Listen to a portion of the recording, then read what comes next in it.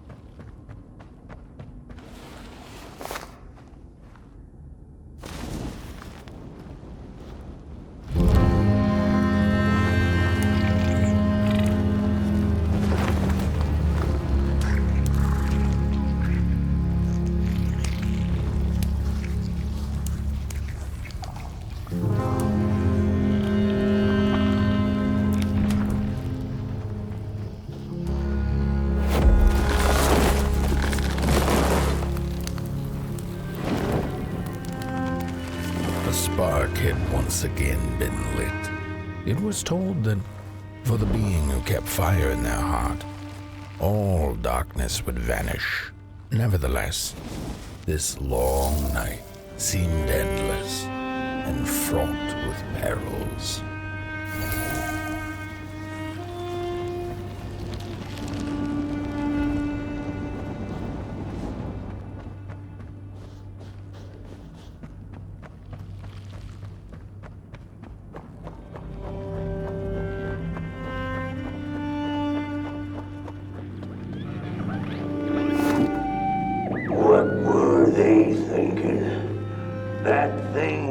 To remain dead.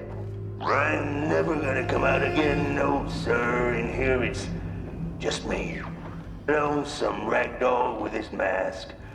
Alone in that peace. They burned it all away, and for what? Shine a little light on things? I can see just fine in the dark. In the dark, I can see everything clear as day. What were they thinking?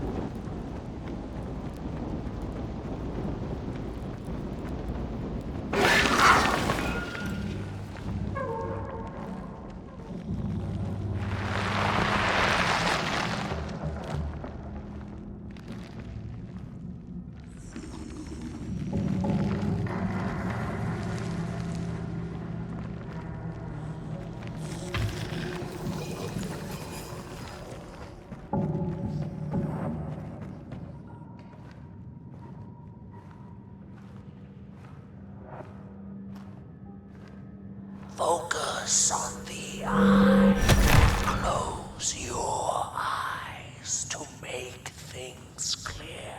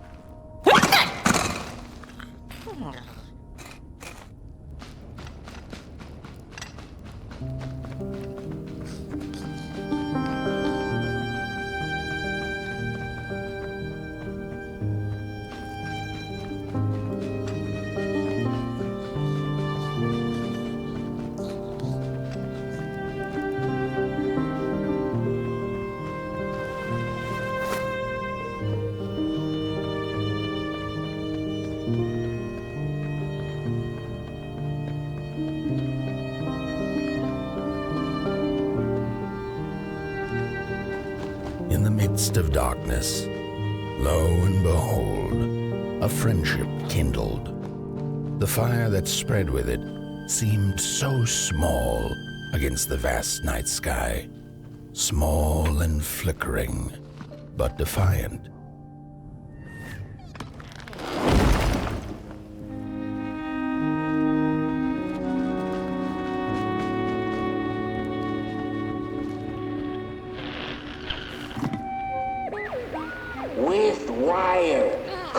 sea and fire. The Craftsman built the foundations, followed by the trees and the rocks.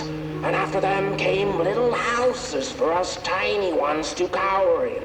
For existence was so big, so vast, that without a roof above one's head, one could have fallen straight into the skies. And yet, with all that stuff, they didn't know what to do with us. So I reckon that's why they built the Midnight Walk. For us to wander, for lack of reason.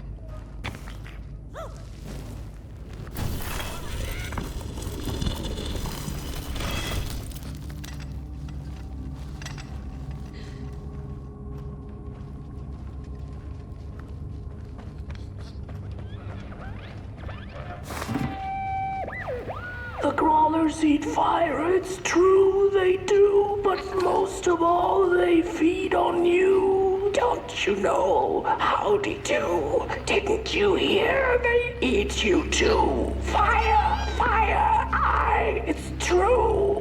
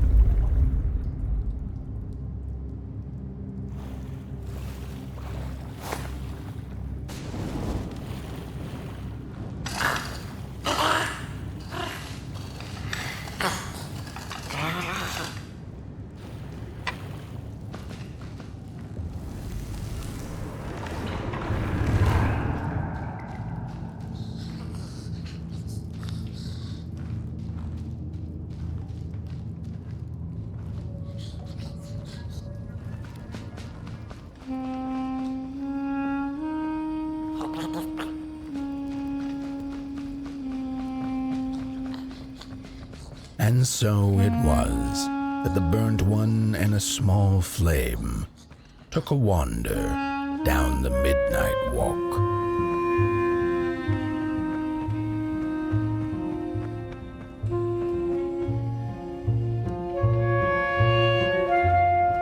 In the closing nights of this era, a wandering flame.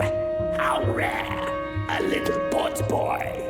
This is already the end. Your pot boy, the last ember of the work table that was. You are destined to carry this torch to Moon Mountain. It is inevitable. We must all partake.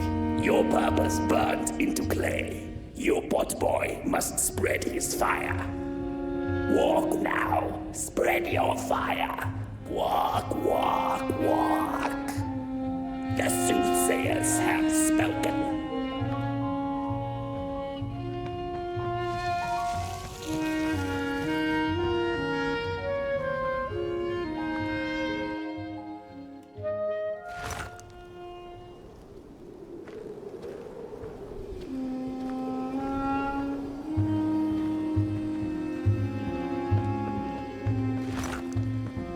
Whether they held or lacked reason, it didn't matter. When times were dark and winds blew cold, there wasn't much left to do, and it was quite enough to simply put one foot in front of the other.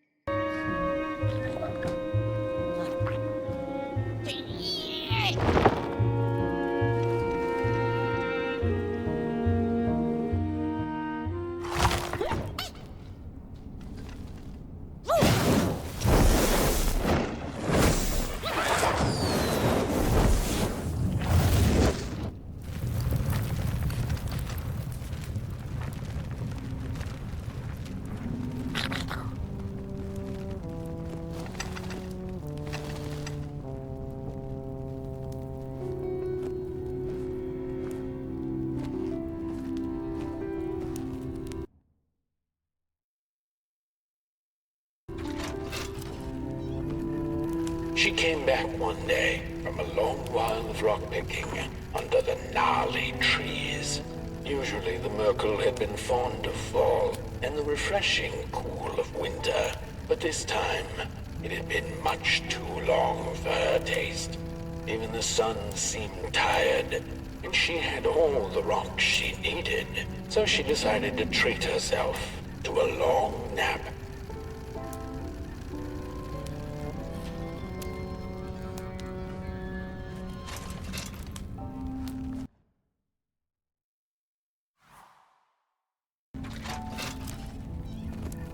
The Murkle dreamt many dreams of the mysterious moon and the critters living within its craters, and of the ocean and its deep secrets known only to the sea creatures and the corals, and of the twinkling stars that had so much to tell, but they were too far away to be heard.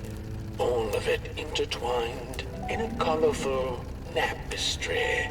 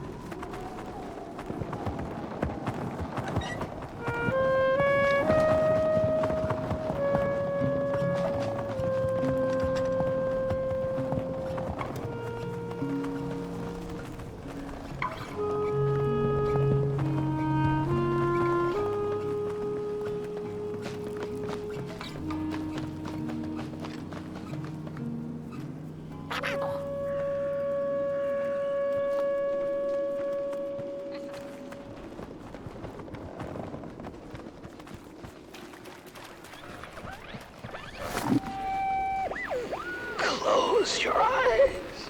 Listen. They sense you. They feel you. That's so beautiful.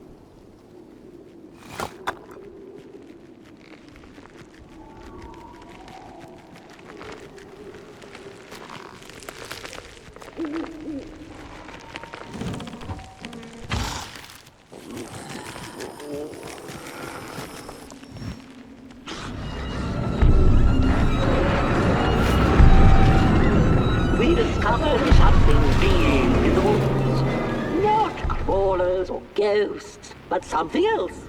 Something in between. A presence that affects us all. We tried to trap it, but to no avail. We tried to slap a name on it. Manifest a pair of glaring eyes in search of its face. Something to name, so that we could tame it. But the dark itself isn't any thing. It is less than nothing, and also more than everything. Behind and behind. And we invented these shell phones so we could try to talk to it. It picks up the phone on the other side, but it doesn't speak back. Not directly, at least. It transmits little, nasty recordings, memories or echoes of things that came before, that passed through its drapes. I wonder if one day someone will hear my echo.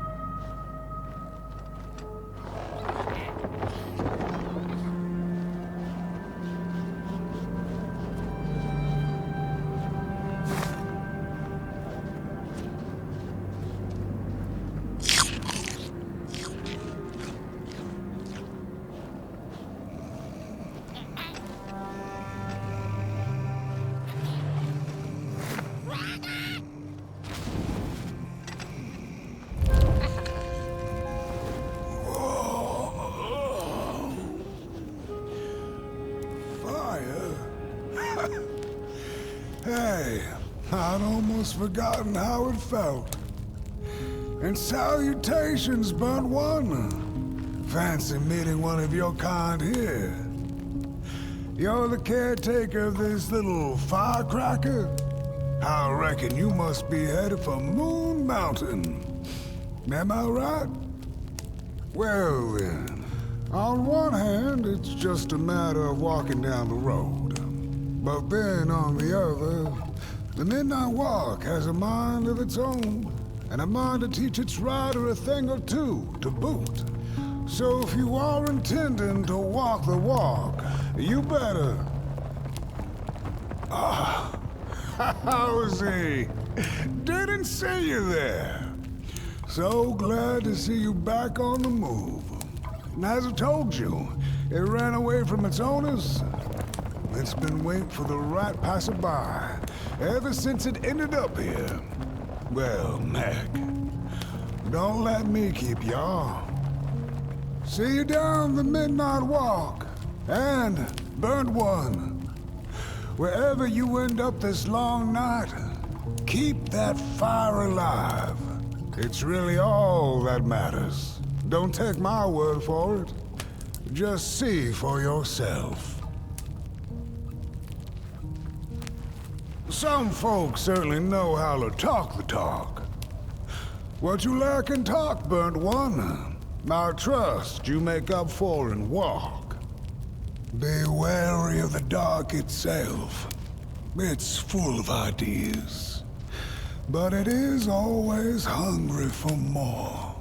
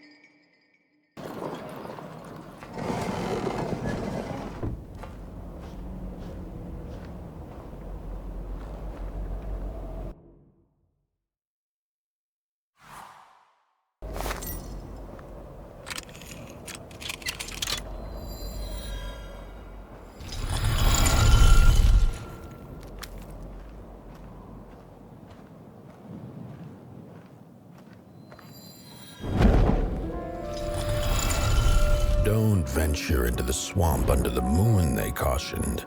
There, wild eyes watch, and itching teeth yearn for succulent heads like ours. Gone are the bodies of old, and they can no longer shield us from the terrors.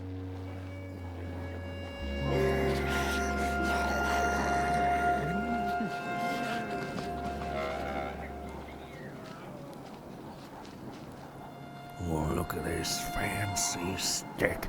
It's my favorite stick in the whole wide world. It's the best one in my collection. I got no better stick than this stick. Can't believe I found this stick. Oh, it's a keeper. Oh, it's so beautiful. Look at that stick. Oh, sticks. I love sticks. I can't get enough of them.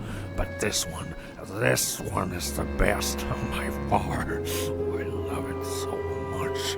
Oh, I'm gonna keep it forever and ever. It's gonna be on my tombstone. I love this stick. Oh, I can't believe I found it. Where did I find it? Oh, it's just the best. I can't believe I found this stick. I'm keeping it.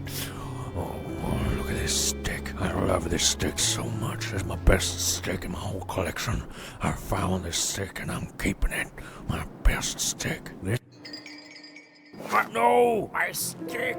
Give it back! No! Oh, my stick!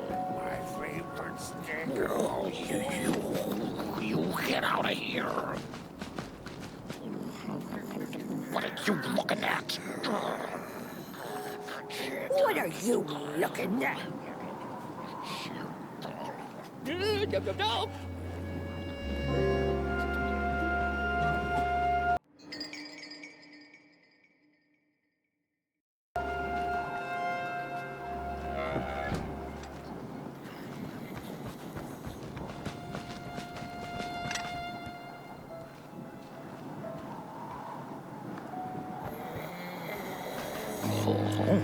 Look at those two arms swinging around.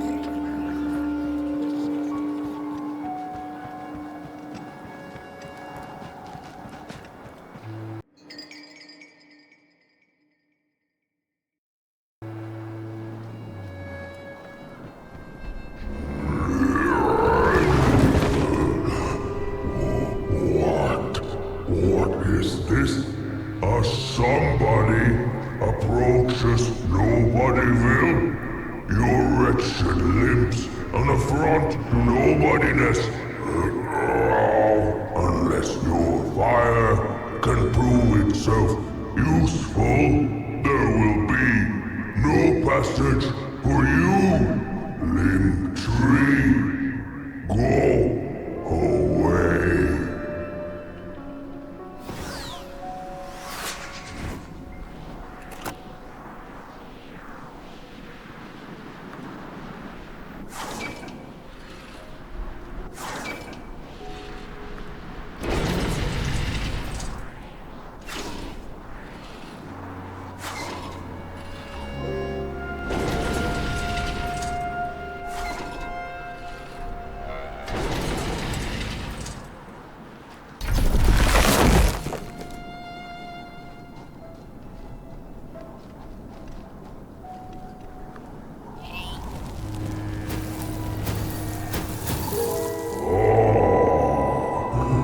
Candles have not been lit since before the great beheading. Now fire is back. Maybe fire can help us with our Molgrim problem. The headmaster will decide. Enter, then.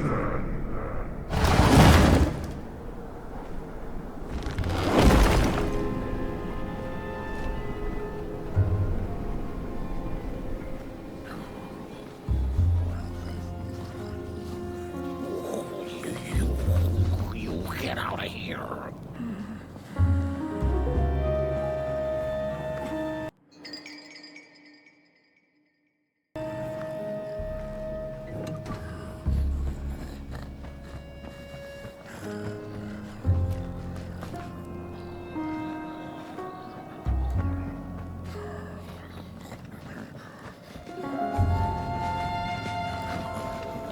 We don't take kindly to somebody's walking around here. Look at those two arms swinging around. Disgusting. Heads up. Get bent, limb tree. Look at those two arms swinging around. Disgusting.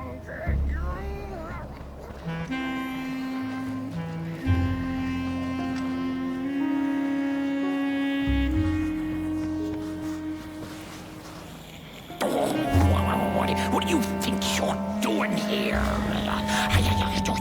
You can't be here. You shouldn't be. Why are you here?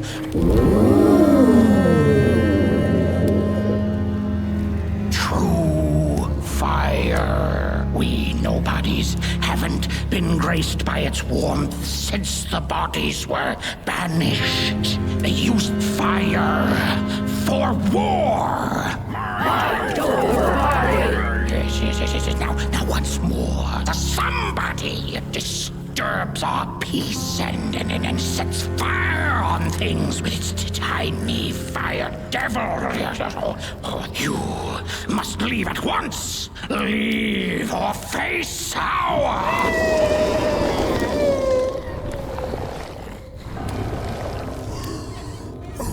It's the Molgrim! The Molgrim!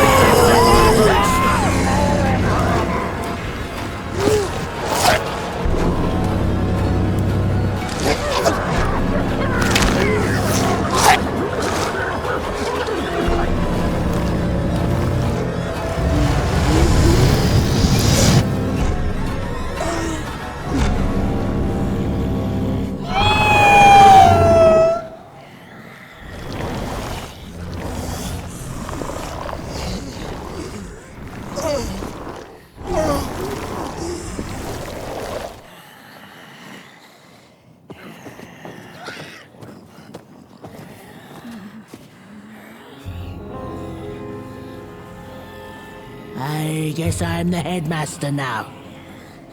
As you've observed with your own head globes, we have a problem. It is called the Molgrim. The Molgrim.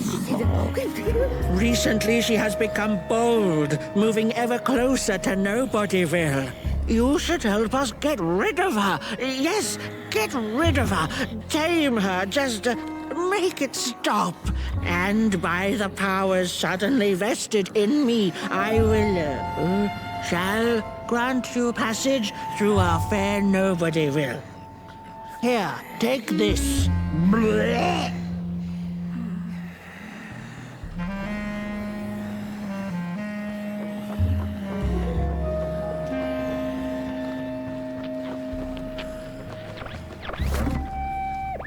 Mind over body! Mind over body! Mind over body! Mind over body! Mind over body! Mind over body!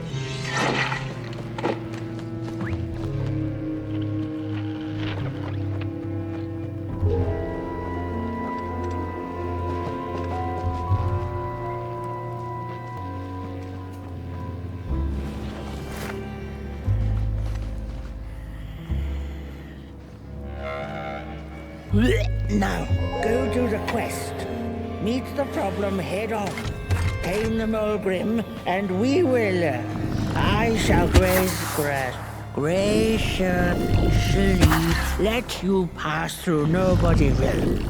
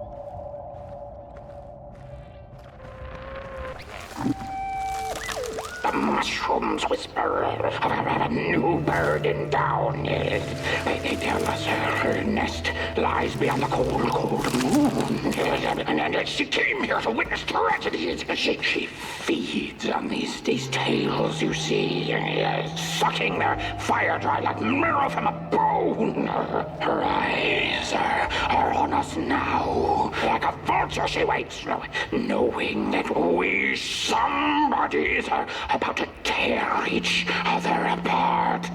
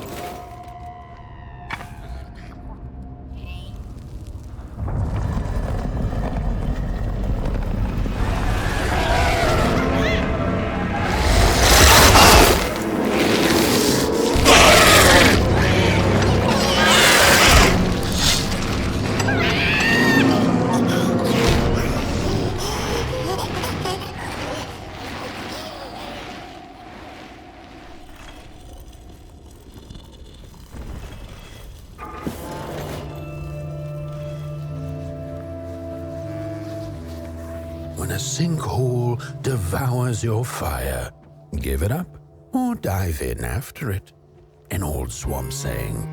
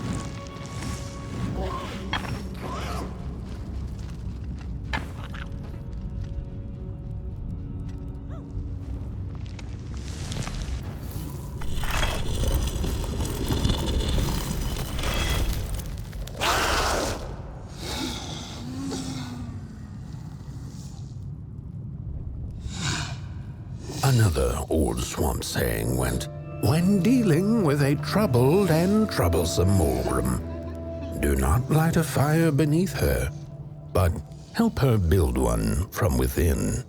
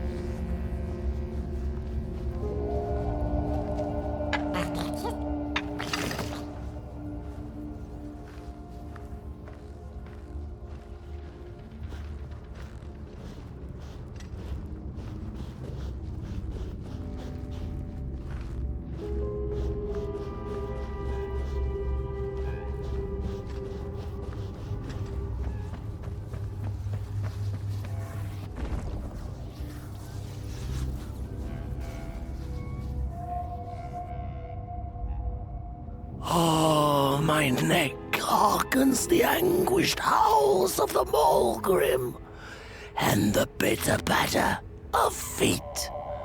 A somebody and its flame, albeit a small one. 'Tis enough, perhaps. The Molgrim's precious shards, they must be returned to her lair, to her cauldron. Only then may the cleansing fire burn.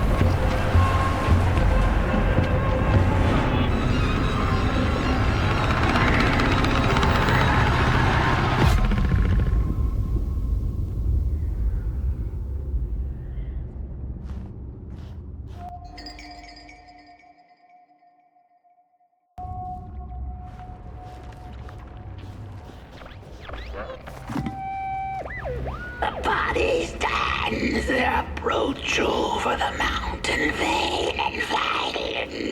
We ragdolls observe, we record, and we mimic. Their faces let pass, they do not know what the short and yearning hides behind. The hands will tell, we put on a mask, we perform, and we put on a show.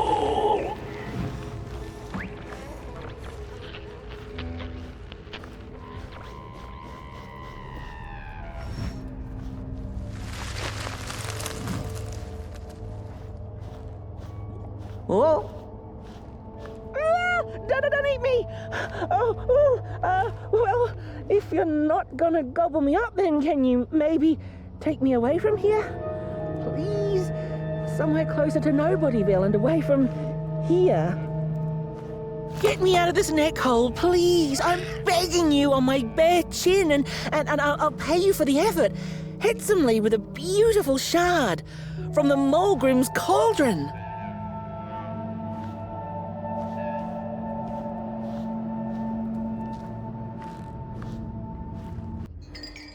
Take me back to...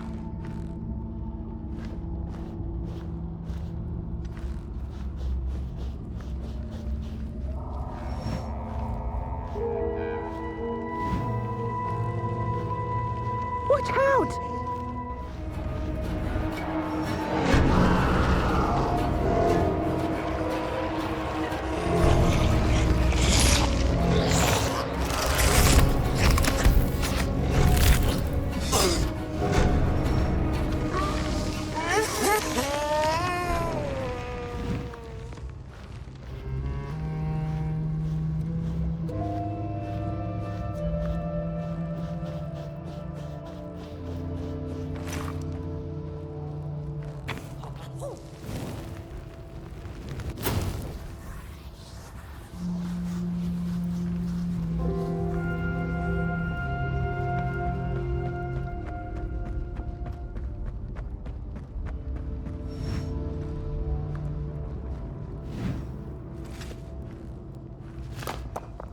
Phew, thanks for saving my neck.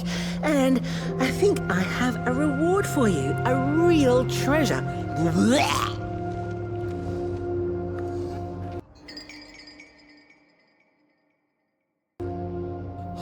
There you go. One of the 3 missing shards from the Molgrim's cauldron. Yeah, I stole it. Oh, I thought I could maybe buy me some kind of ticket away from, well, everything. Start anew, you know? A good head on a pair of healthy, strong shoulders. Eyes on the horizon. Gosh, the horizon. Do you know I haven't seen it once since I lost my body? I really do miss my body. It's a real shame when you think about it, you know? The things that we do to ourselves, to one another. What we did to her, kind. All in the name of some sort of control. It doesn't make sense. Anyway, I guess I'm sad. Sad and sorry.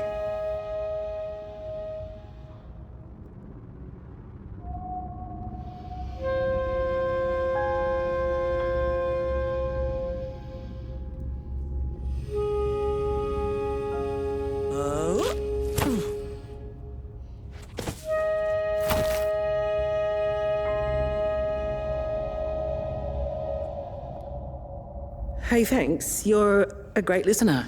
You know that? Just take care of that shard now. Maybe put it back where it belongs and... yeah. Goodbye. The ragdoll's whisper of one shard kept by the dark itself.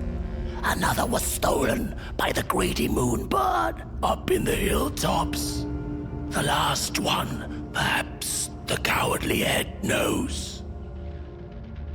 The heads betrayed us bodies, but not before we had betrayed ourselves. Fire in fists. It's easy to lose one's head when everything you love is either gone, broken, or dead. Yet another forgotten swamp saying.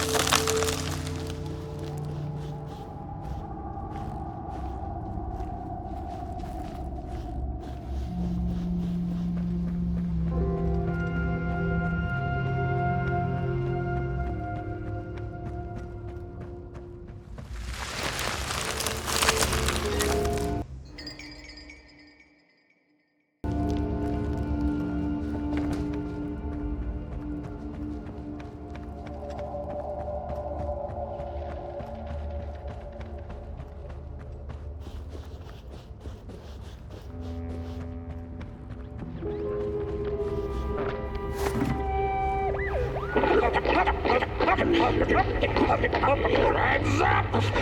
Ready! Up! Break with your boots! Take with your hands! Full of fire! The fire is ours! Take the charge! Take the fire!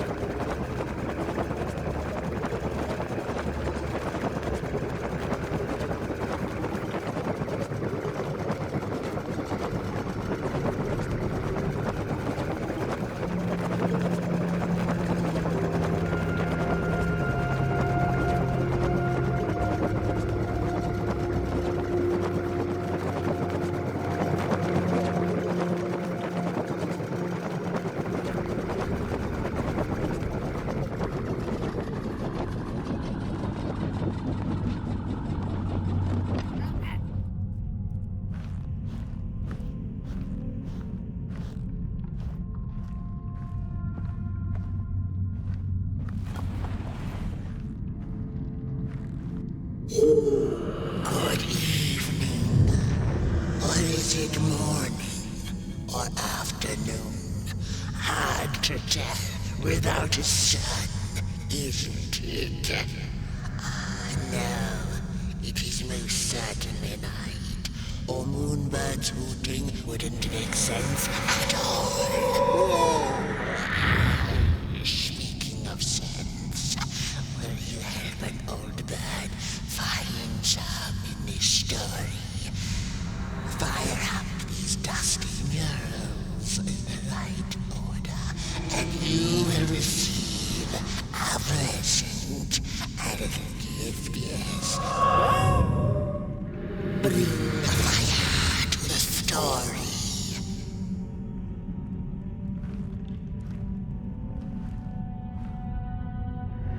The valley was taken, but then began the Battle of the Bodies. Intriguing. Peace ended when the violent sun bodies invaded the valley. The battle ended with a great, gruesome beheading. Once upon a time, the Molgrims lived in peace. And as the heads roll, the time of the Molgrim begins anew.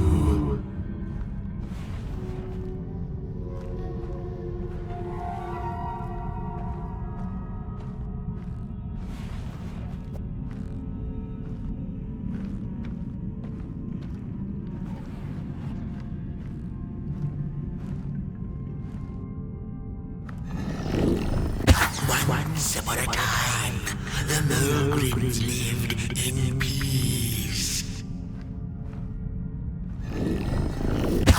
Peace ended when the violent sun bodies invaded the valley.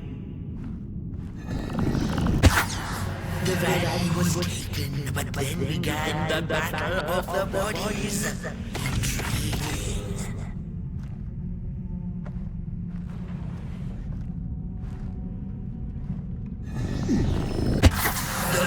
Ended with a great, gruesome beheading.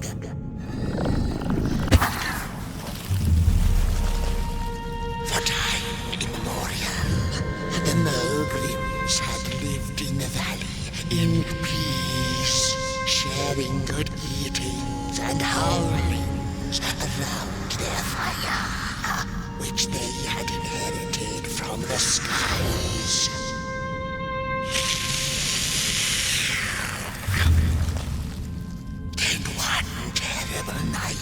In the violent sun bodies, they hunted the Molgrims for sport and for themselves.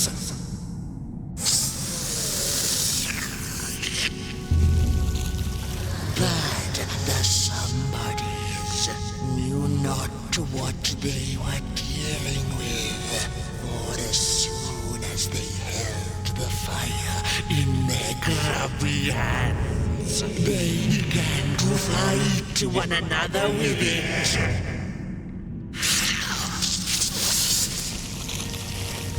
To save themselves from themselves, the cunning heads turned on their bodies and organized a great building. And so it was that some bodies became nobodies, and the bodies were exiled. A time of peace would ensue, or so the headlings thought. The last living Molgrim had been biding her time, and saw now an opportunity to return and take bloody vengeance upon the heads, who were now left defenseless without their bodies.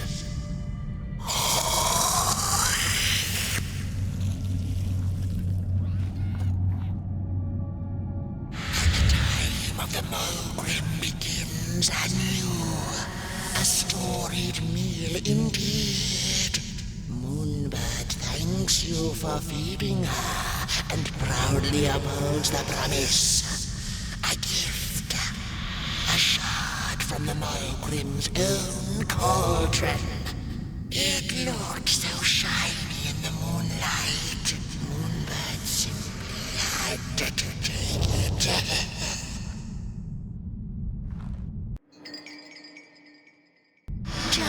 For now, she'll see you in the light.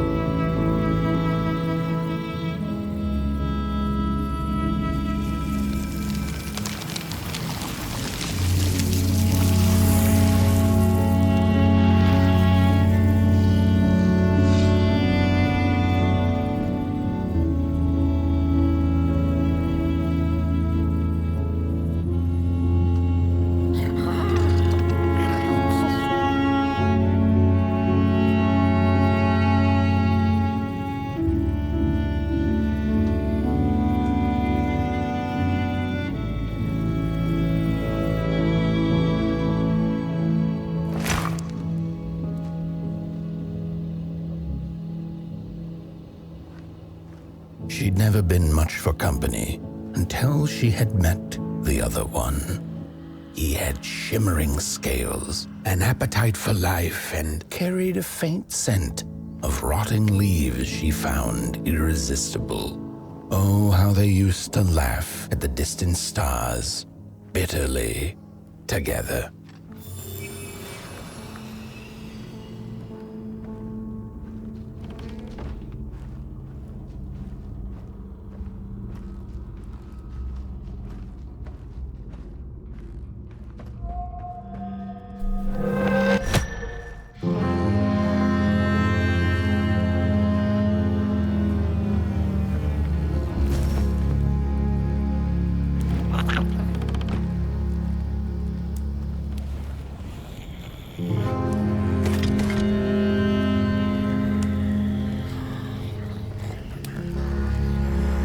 The howls of the Molgrim have gone with the wind, and our headaches settled into gentle throbbing.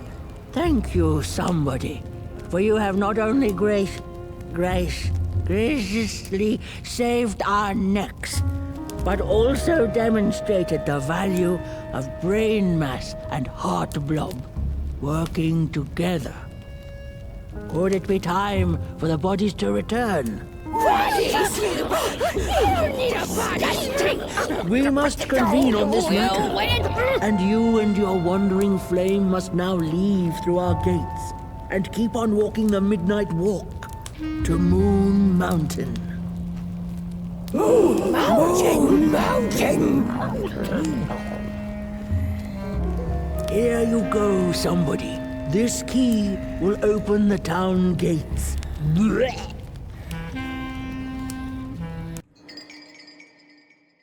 The mountain once again beckons, and the call is answered. Fare thee well, and take good care of your flame. The dark itself is hungry.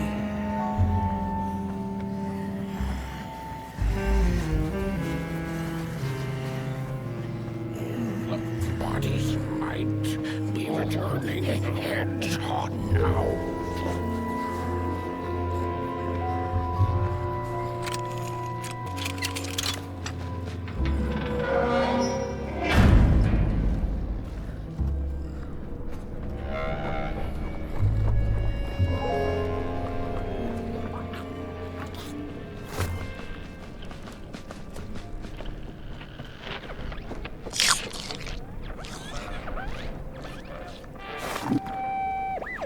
I've had enough. First it was the big Molgrim hunt, and then when they forced us out into that make-a-forgiven swamp. I hate hiking, and then when we had nothing left to hunt, we started fighting each other, and then Mr. Mayor gets this grand idea that we should chop our own heads off and banish our bodies. How does that even scientifically work? I've had enough of civilization.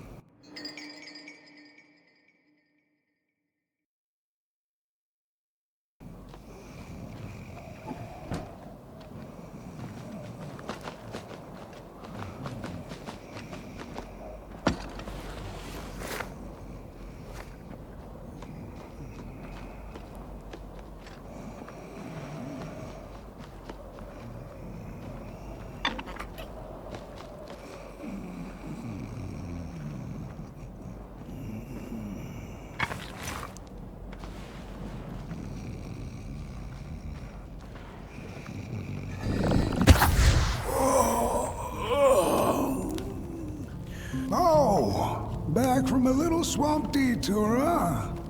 Hope the heads didn't give you too much trouble. At least your head looks attached to its shoulders and your friend's is, well, burning. So do not despair. Should you once again lose your way along the midnight walk, you're probably meant to.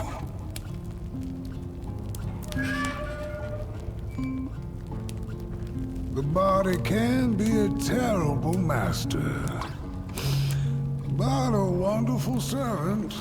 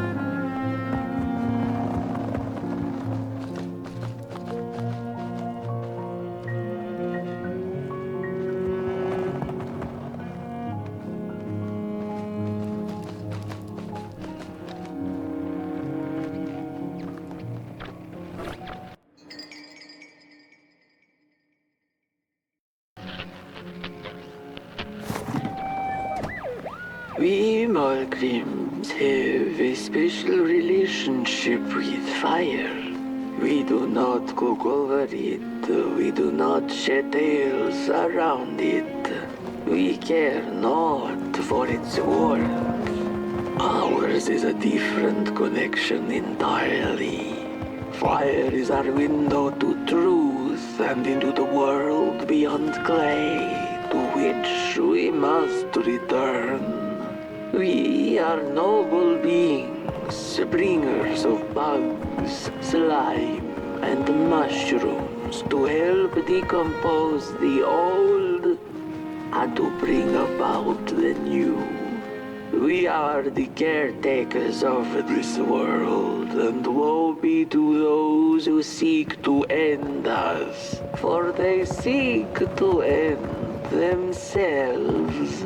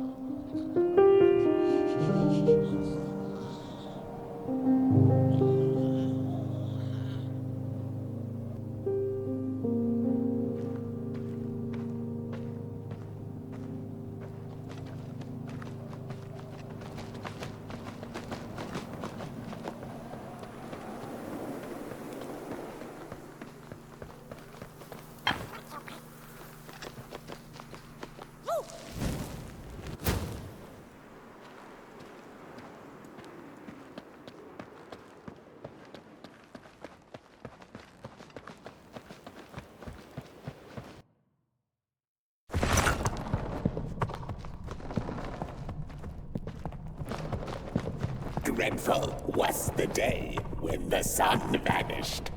The waters dried up, birds went quiet, and the dark itself seeped unchecked into the work table as the cold, chewed paper moon rose over the mountain. The night that followed would be long as the midnight walk. The burnt one was there. You do not remember, but you feel it, don't you? You are reborn when need arises. This night, Port Boy needs you, and Moon Mountain beckons. Its call irresistible. A storm is coming. The soothsayers have spoken.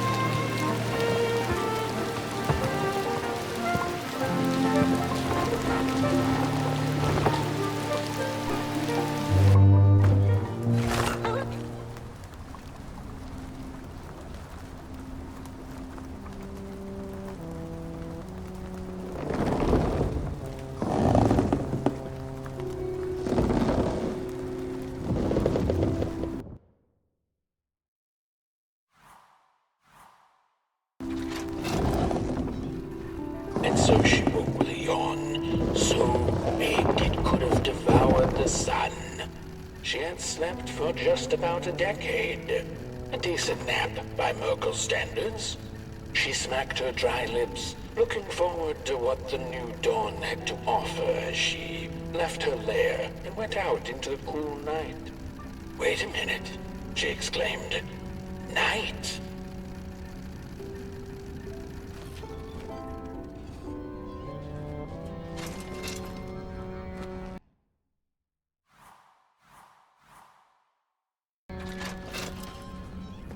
Where was the sun?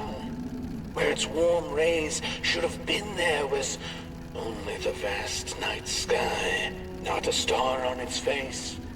Well, the Murkle mumbled softly to herself, winter was late, so now the sun must be late too. Proud over her sound logic, she went back to her lair to take a complimentary nap.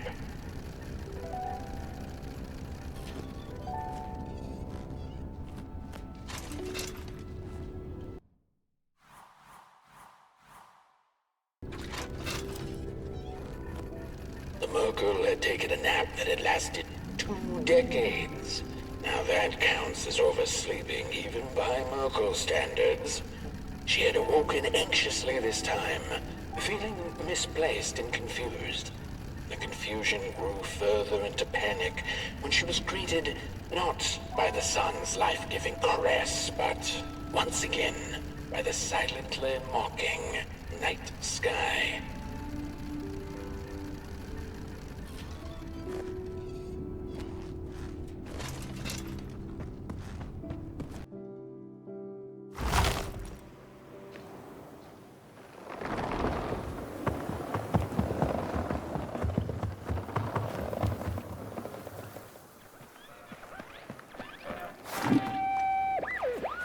I had a flame once.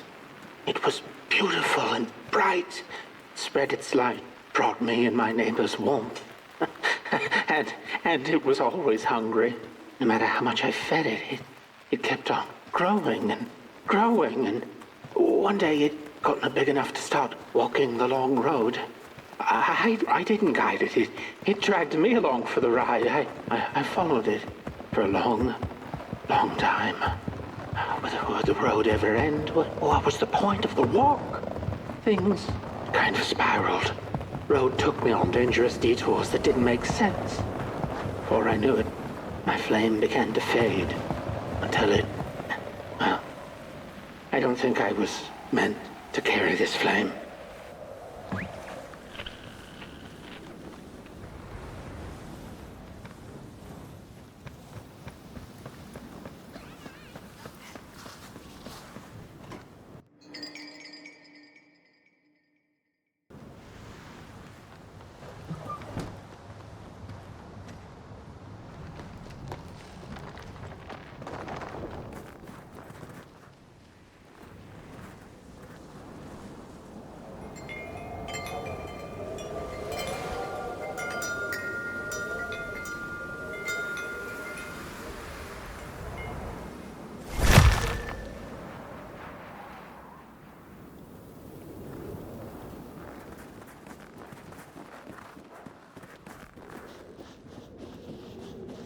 There once was a freezing cat who was looking for shelter when she came across a dark cave.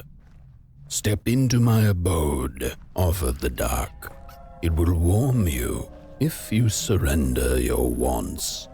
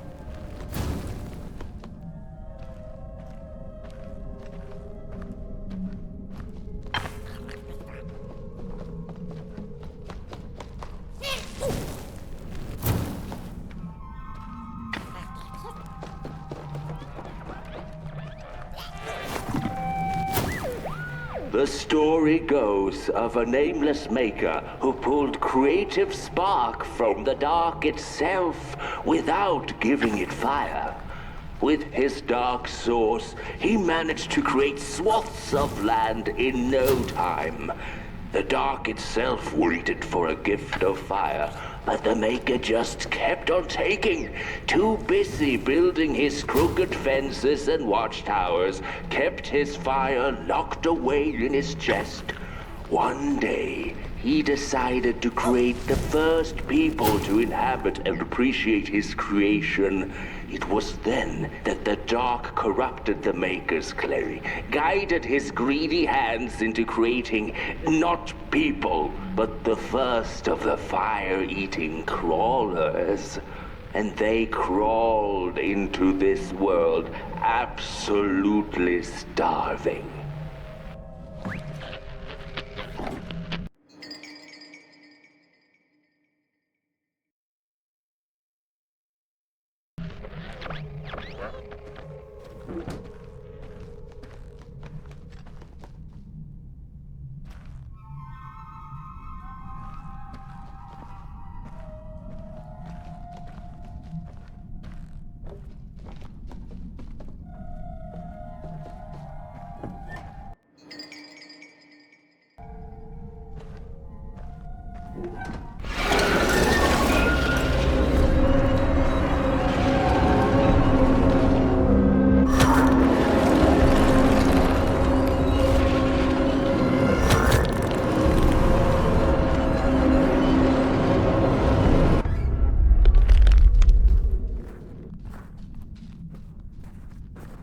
The dark's eyes were much too big and watchful for the cat's liking. She went on to find warmth somewhere else.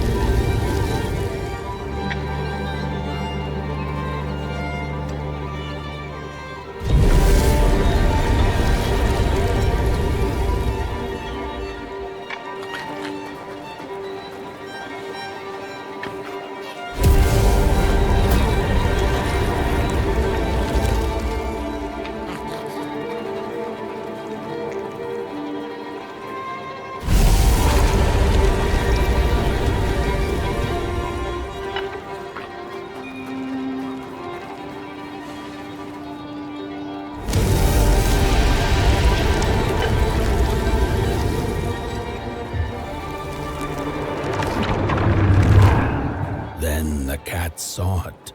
Rooftops piercing the sky. Approaching the town, she was greeted by a crone. Come, kitty, kitty, you must be tired. Sit in my lap. Share your soft fur, and I shall warm you for a spell.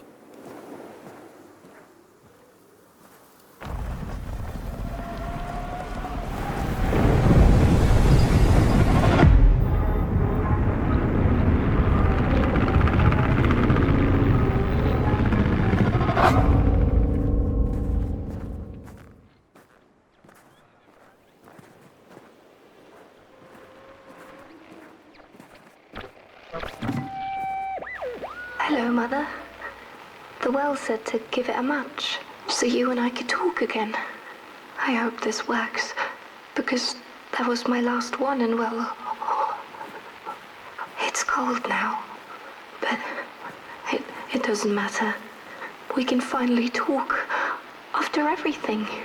So, how are you? Do they have fire where you are?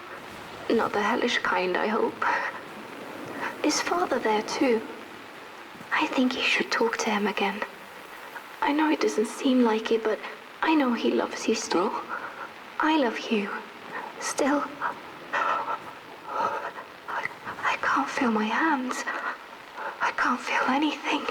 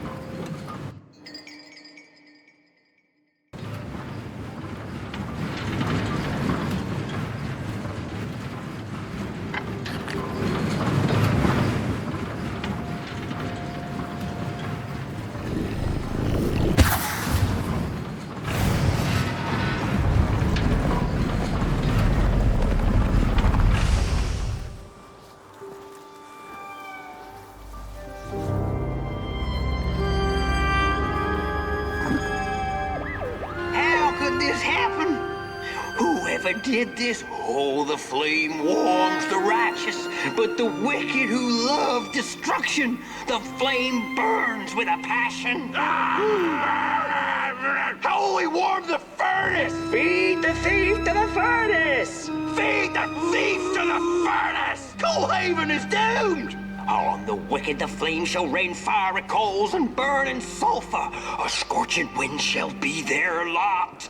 Come forth, thief, and confess your hideous crime!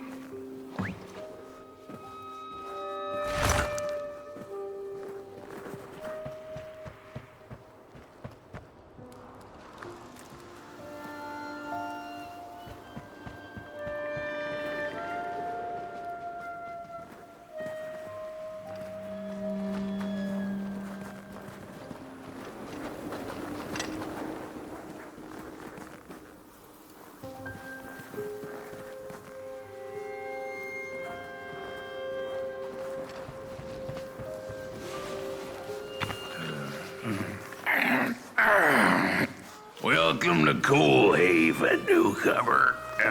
Good to see a flame in these parts again. I'll be your guide tonight. This furnace here used to run on coal and fire, don't you know? But a thief Stole all our matches, wasted them in greed, you see. Now the ghost has come to smite the wicked and punish the thief who killed us. Well, I guess that's it. That's a tour on the house. There's a bone right there in the snow. There ain't no place for a bone.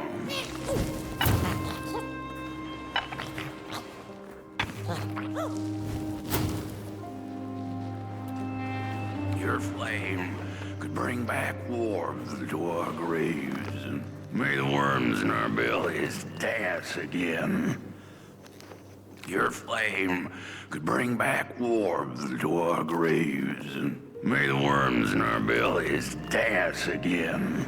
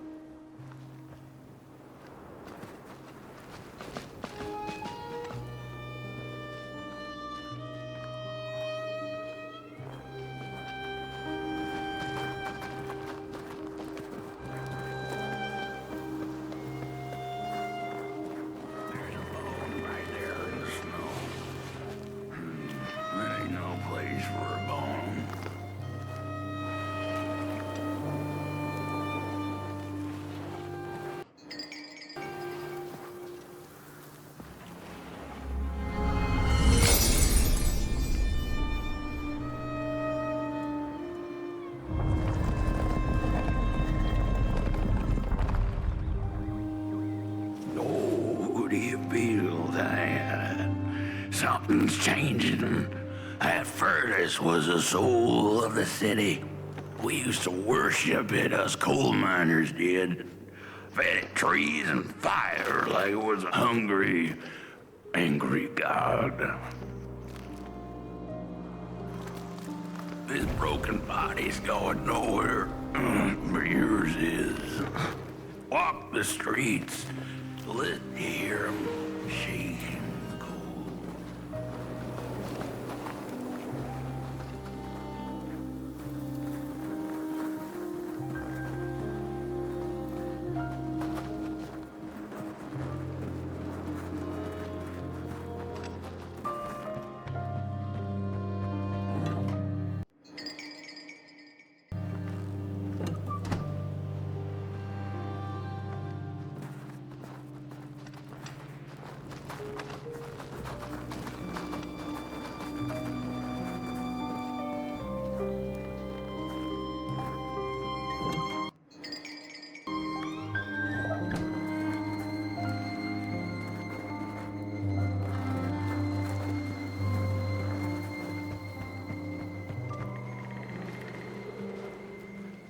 The cat didn't like the crone's crude pettings. Her hands tugged at her fur. Now, rest still, the crone said, as she pulled out a crooked knife. The cat was quick and escaped just in time.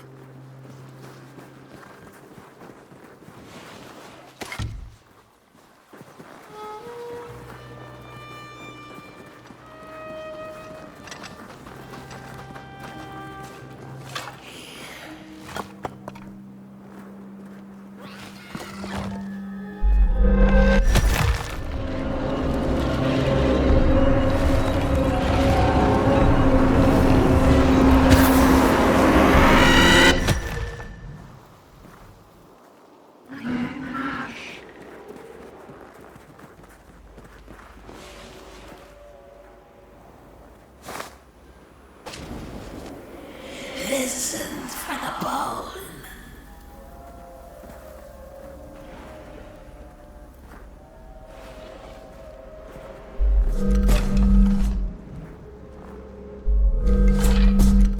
Where are you going?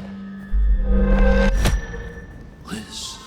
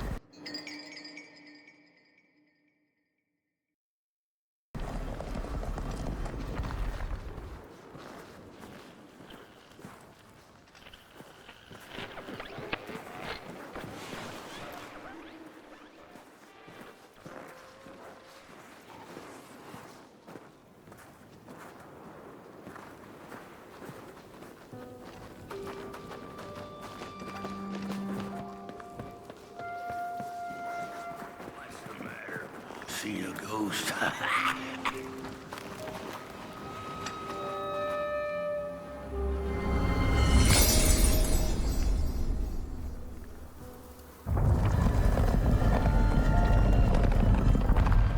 The thief loved the stars. Would have plucked them out of the sky if it were possible. But the dark itself stole her stars, turned the thief's sky as black as a cup of joe. And so the thief began to steal matches and lit them, hundreds of them, like little stars of her own. The crooked path to the house on the hill lies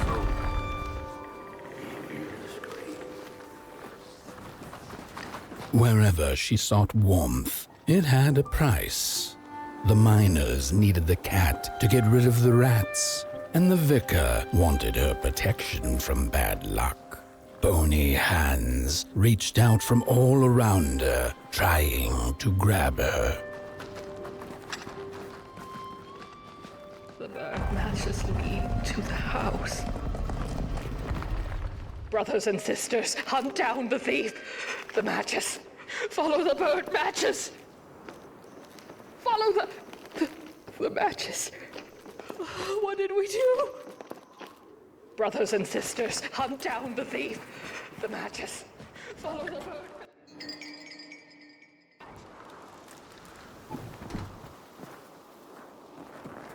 And then for what they did.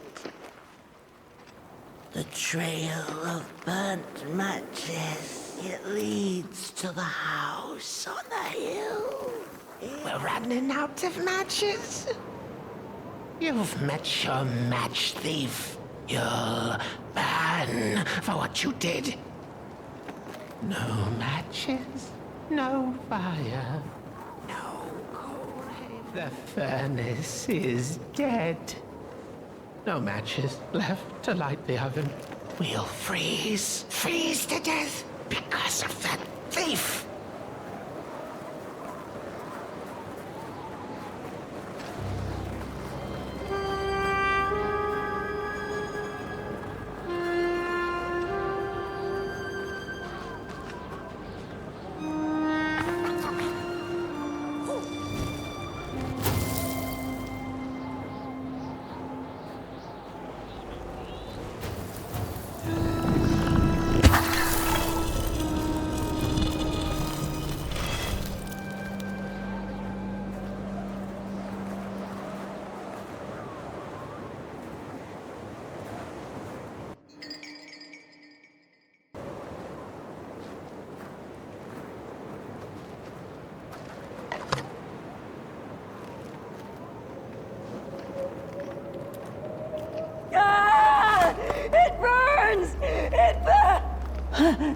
What's... This isn't my body. The fire, did we snuff it out? Where's... Did I save them? The house. It's ruined. Well, it wasn't supposed to go down that way. They locked the door, threw the key into the woods. Huh. There was so much anger, and now there's nothing. This body is so uncomfortable.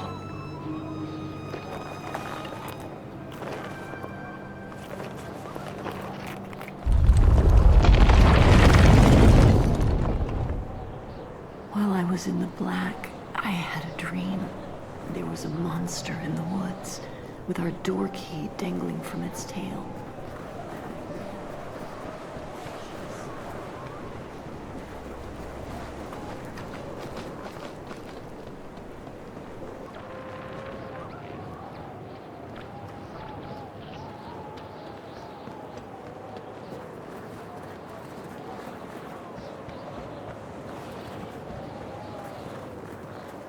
While I was in the black, I had a dream. There was a monster in the woods, with our door key dangling from its tail. I ran, tried to chase it, grab the key, and when I did, the creature turned around, and its face It was the face of this whole town. The key. I have to find the key.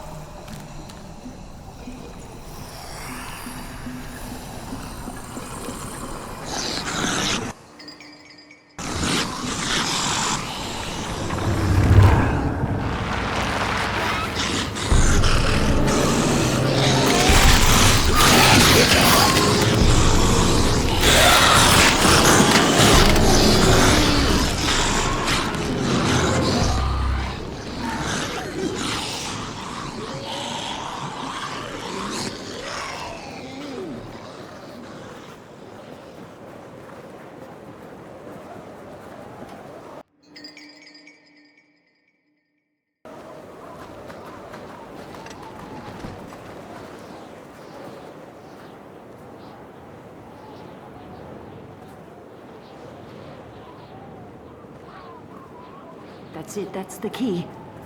Unlock the door. Please. I want to see my home again.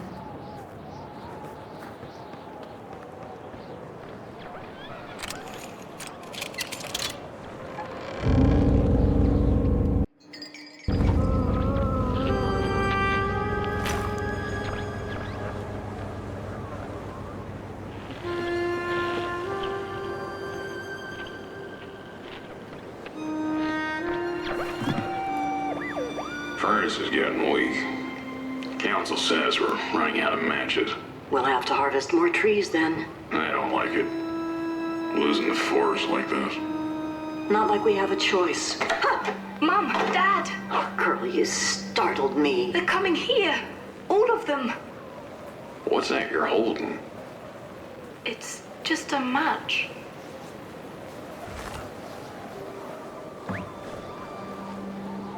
The cat felt as if the walls around her were growing taller, the alleyways narrowing. Turning a corner, she bumped into a girl sitting in the snow. In her bony little hands, a lit match. "What do you think of my star?" the girl asked.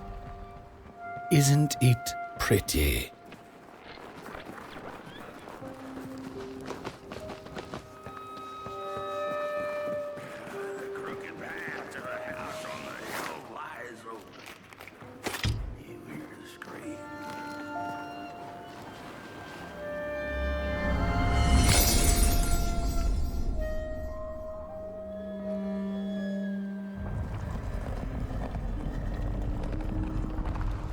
With no matches left, we couldn't light the furnace.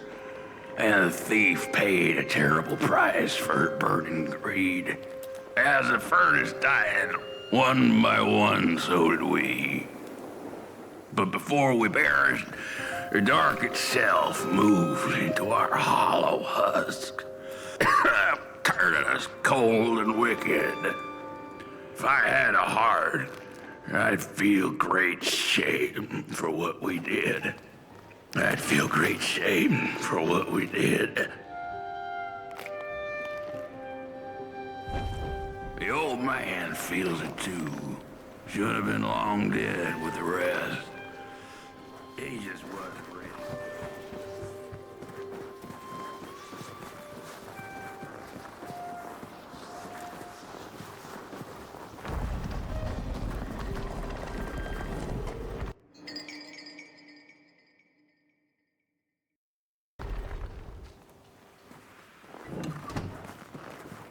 We killed the thief. She killed the furnace, so we killed her. Murderers. Man is the one left. He carries the shame of us all. The old man showed us the way to their home. He didn't know it was her. Otherwise, he'd kept it secret. No rest for us after what we did. I know the thief was to blame, but she was just a child. The anger kept us warm, but only for a spell. Now there's nothing left but cold, sharp guilt.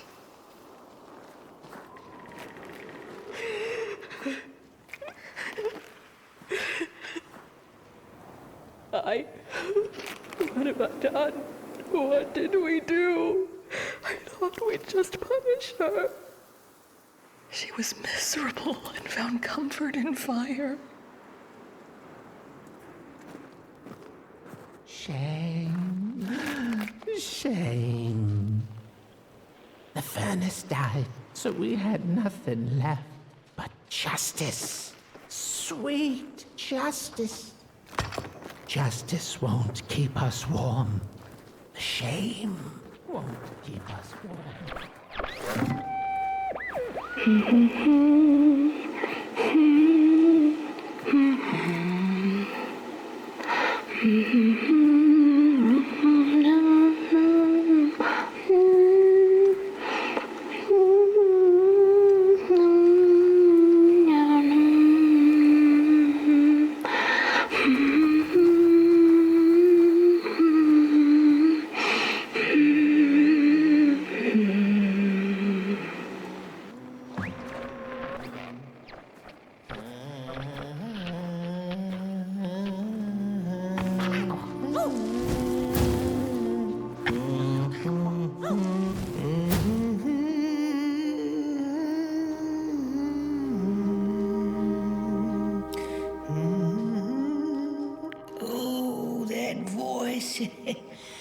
What I wouldn't give to hear her sing again. Those sweet, sweet tunes, like fallen leaves of the trees that were. Such a waste, such a shame. I wish I could hear her sing again. Just once. Just once. Oh, I know she stole from us. I know what she did to our town. But she could sing. This town's not much without fire, no. But it's even less without song. If I could just hear that lullaby one last time, I know I'd be able to move on.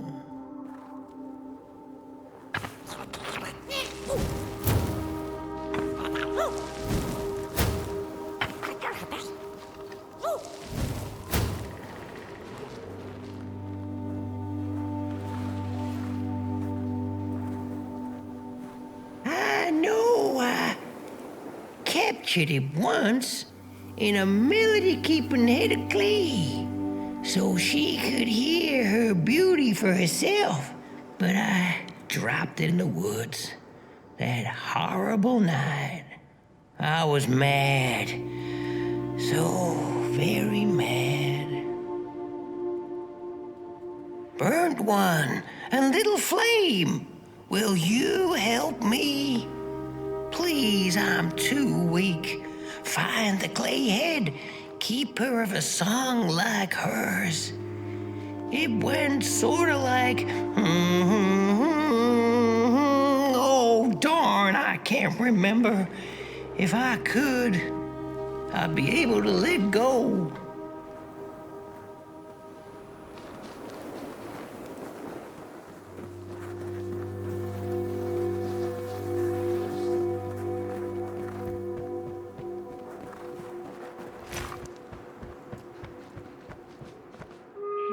I ask, pray, beg for silence of the dead.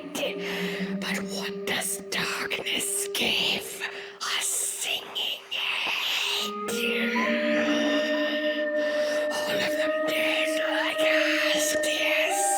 But the song, it lingers.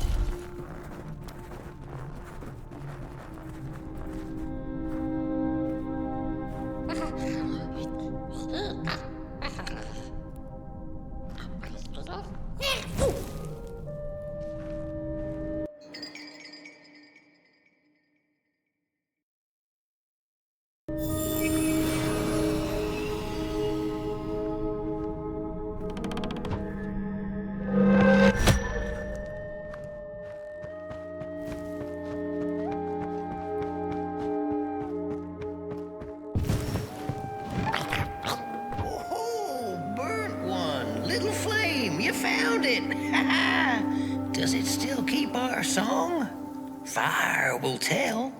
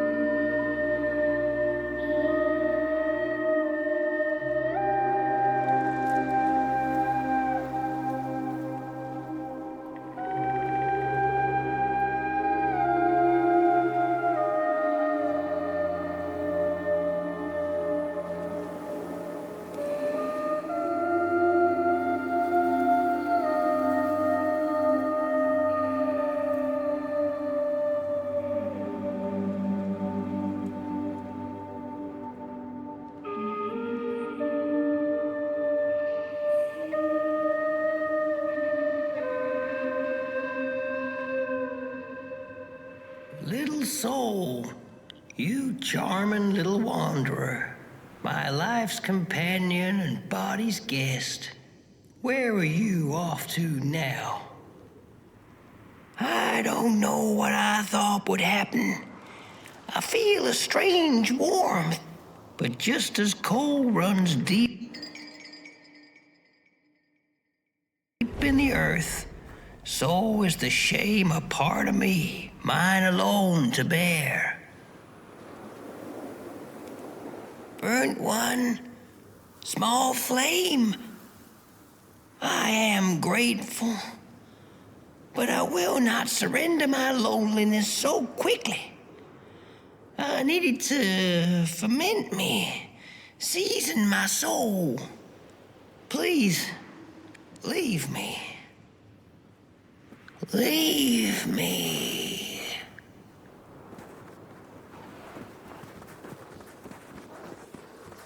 The girl offered her burning match, her last star, but the cat could tell she needed it all for herself. Grateful for her unconditional kindness, the cat left her to her ghosts. But the day of the dark shall come in the guise of a thief, in which the stars shall quietly pass away, while the houses shall be destroyed with intense heat, and the earth and its works burned up.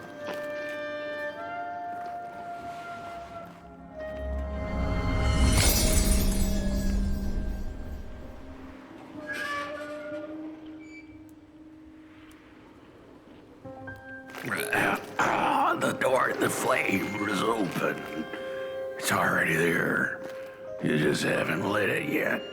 Now, if you don't mind, a little spark. And just maybe we'll be able to die for real this time. In life, I didn't mind a little loneliness, but this is the worst. The furnace longs to burn once more.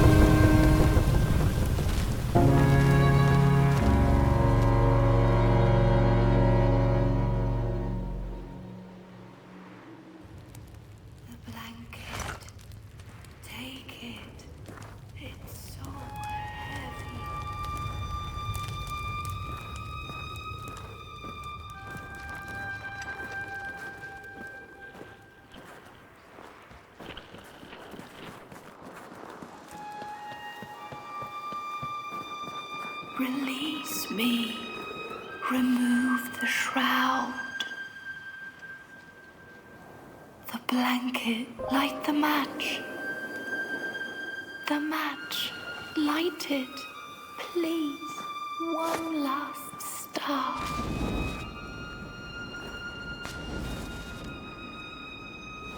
Thank you.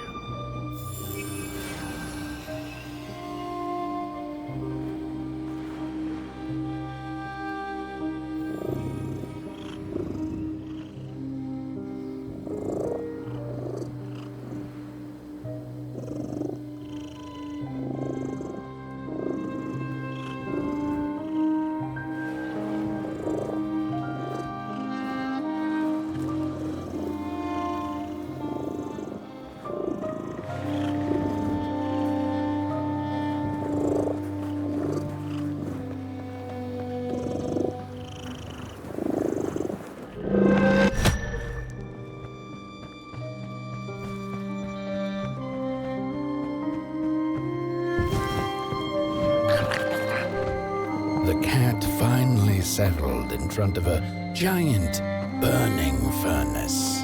In its bright flames, she could glimpse a dark future. This did not matter to her, for now she was eternally warm and at peace.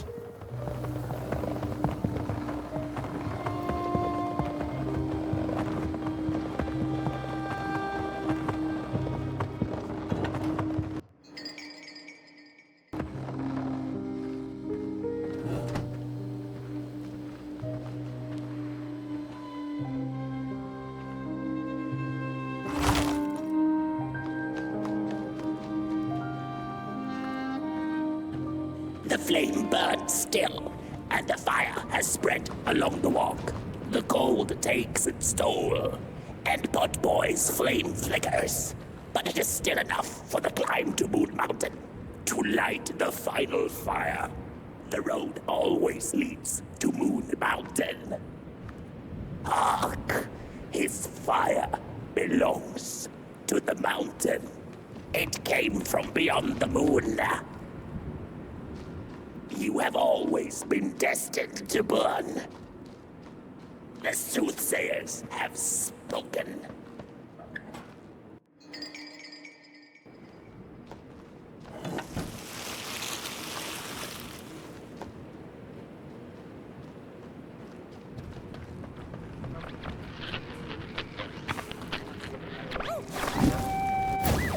There's a fella who watches over the midnight walk, pointy hat and hollow gaze. He's been around longer than you or I. Some say he was one of the first sculptures to have breath. Some say he's not from around here, but from another maker's work table entirely. Some say he's seen what lies beyond Moon Mountain. But I just think he's lost like the rest of us, and he's waiting for the right one to come along. Waiting for something that'll give him that eureka for his song. He keeps his banjo by his side, but he never plays it. Strange, but he's in no hurry. He's got all the time in the world.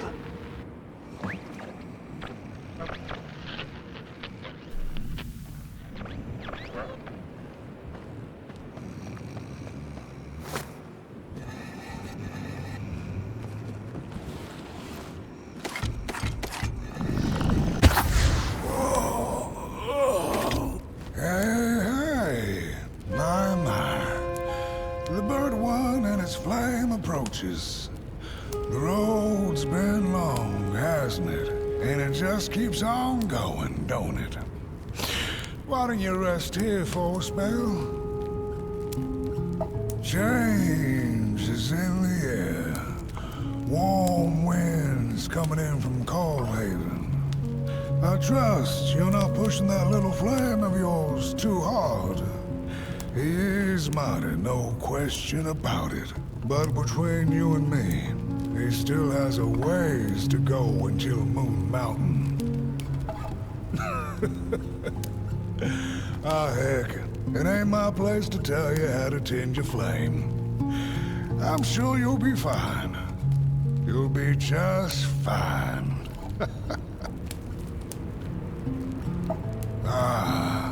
To feel at home wherever you walk. How's it? What a friend to have on the road, huh? Now, there's an open door invitation, if I've ever seen one. Go on in then. Get some rest. I'll keep watch.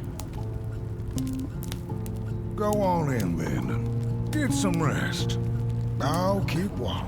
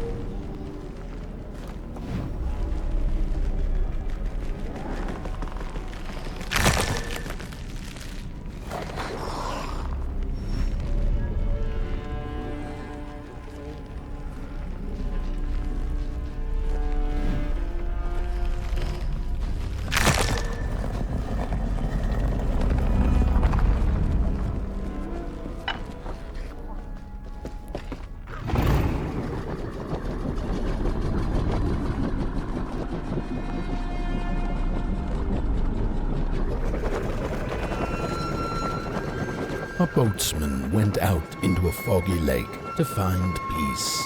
Then, out of nowhere, came another boat that bumped into his. He cursed whoever was on the other boat, but when the fog cleared, he discovered that it was, in fact, empty.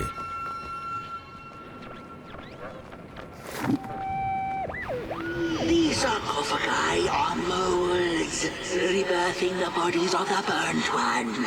Failure after failure, they keep coming back. They lie dormant, and then they awake at an appropriate time, during times of dark, to perform a task. The taskmaster unknown, doom spelled on the flip side of a coin. Little dolls in a dollhouse made of matches.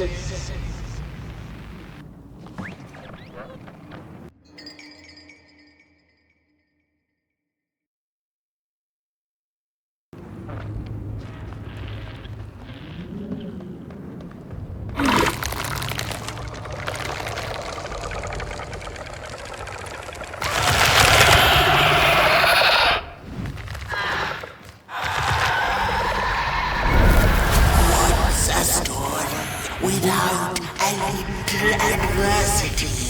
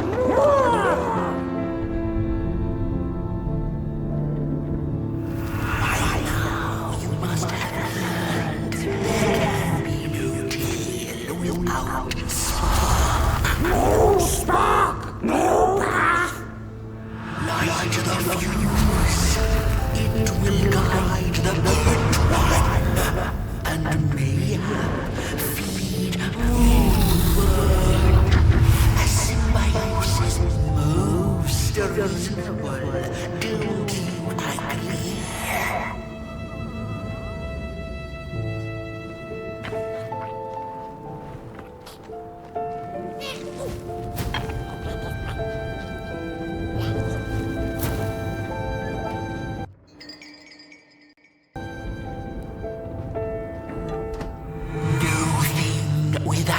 to feathers can leave this place.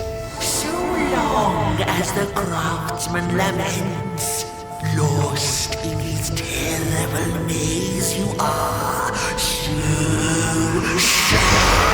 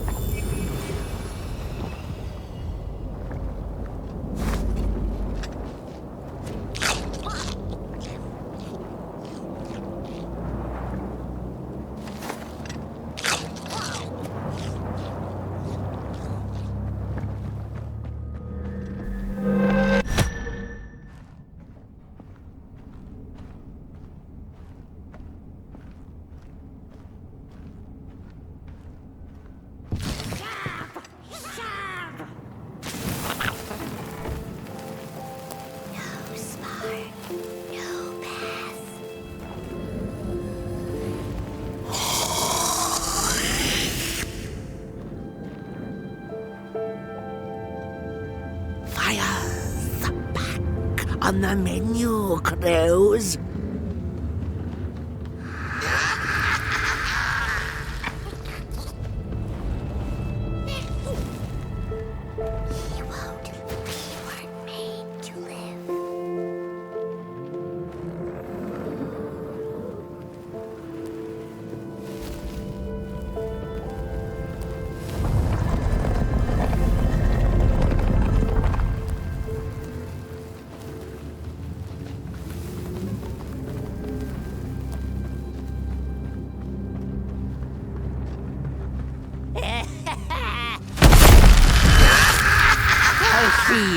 Not to crawl closer, Moonbird.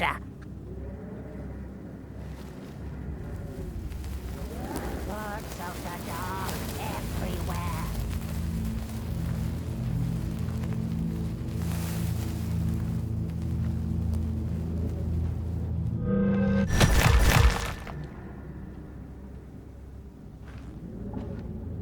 Avert your greedy gaze. Movie pictures are not for you. Here.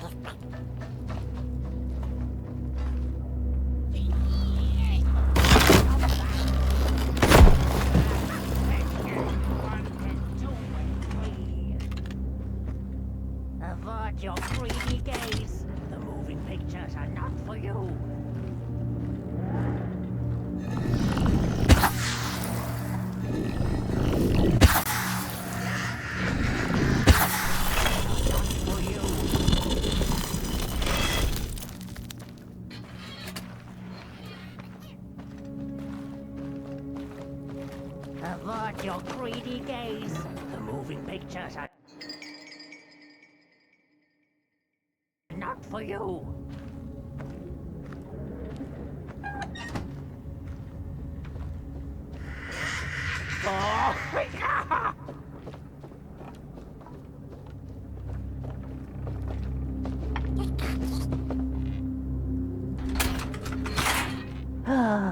The pictures. They're moving again.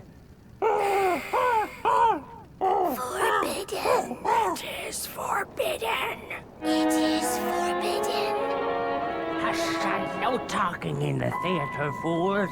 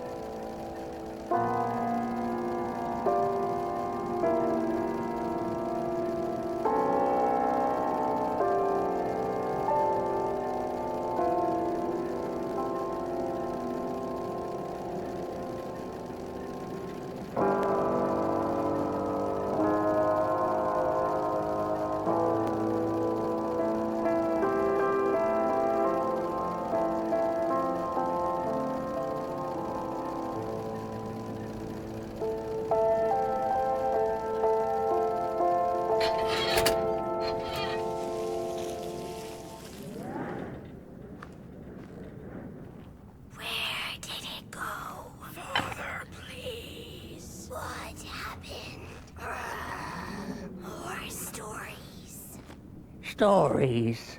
How I cherish them. Real as clay, as palpable as the midnight air. They're all we have left once the dark has taken the last campfire from us. The projectors tell a story of failure. The craftsman projects it onto his creations. He keeps building, building without love for his craft. He needs to see it. Well, yours might not be a movie I would watch, but a story is a story. There's a special kind of dark pit reserved for those who talk in theaters. Go with your lantern, fire up the forbidden projectors.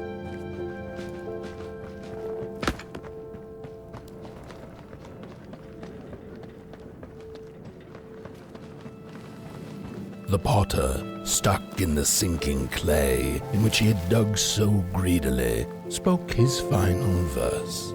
Here was I born, and here I lived. My refuge was the clay, and now the clay has played me false in a most grievous way.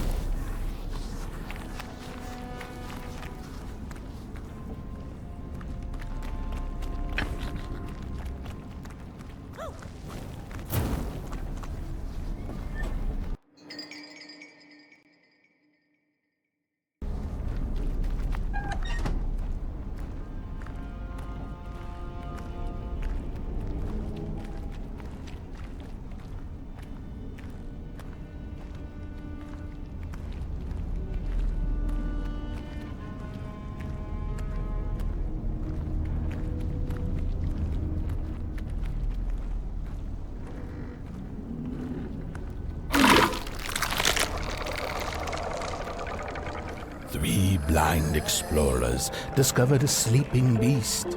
Each of them touched it and described it to one another. "Its skin is coarse," said one. "No, its ears are big," exclaimed another. "The teeth are its most prominent feature," declared the third. Who was right or wrong mattered little, as the beast awoke and ate them all.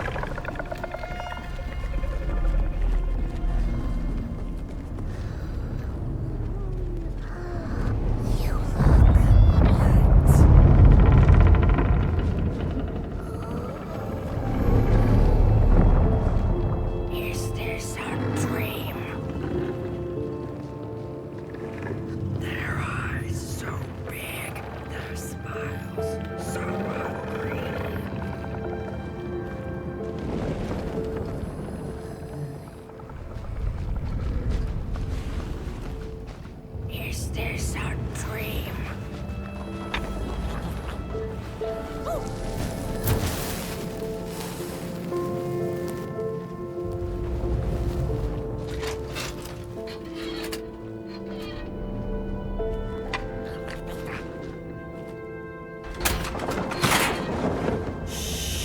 It's starting.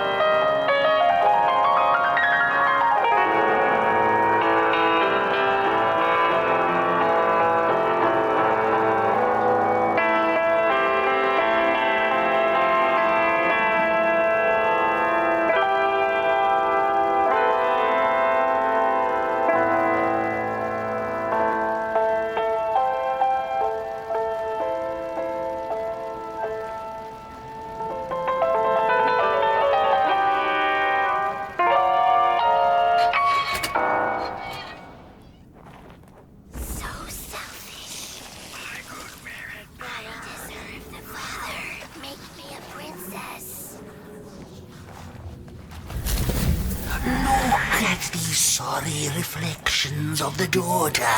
None of them will ever dance. Ever feel the warmth of their maker's heart. They can never be enough.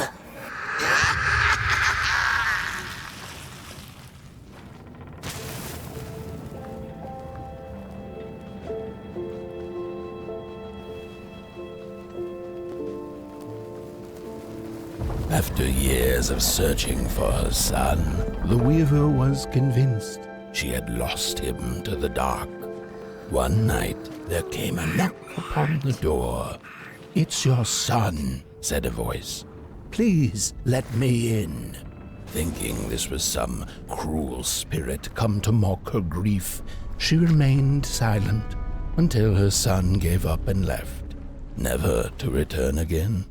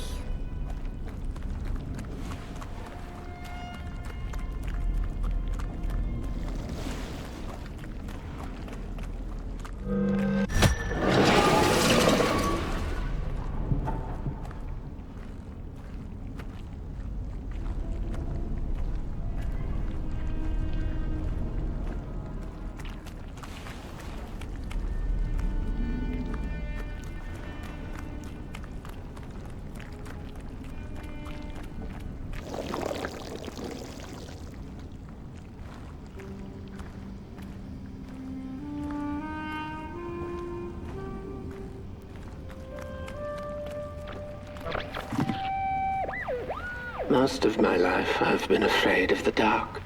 When I was little, my childminder got annoyed with me and tossed me into a wardrobe as punishment. She let me sit there, alone, and I sat perfectly still so that no closet monsters would notice me. It was the longest, most terrible 15 minutes. Many years later, I don't know what happened, but now I love sitting alone in the dark.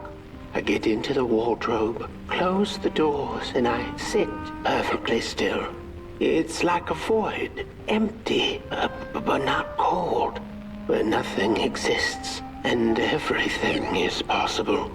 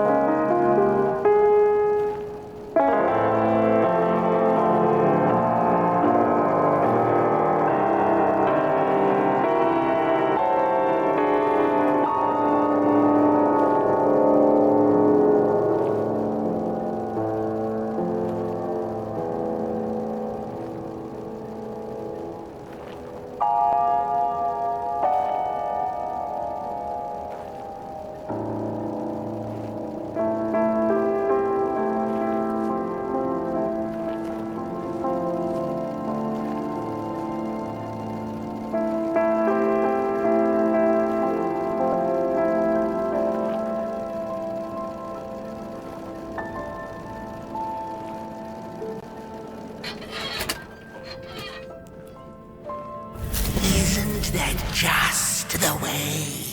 The father hoped the daughter would fill his heart with fire, failing to see that she needed a fire of her own. His princess danced away, and he stayed behind, cemented in his ancient gloom. The heart is a bottomless pit, never sated, always craving for more.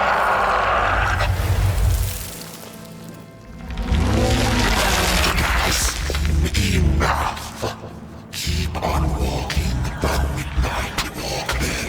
Don't run all the way to your infernal doom. She will be there to gobble up the embers.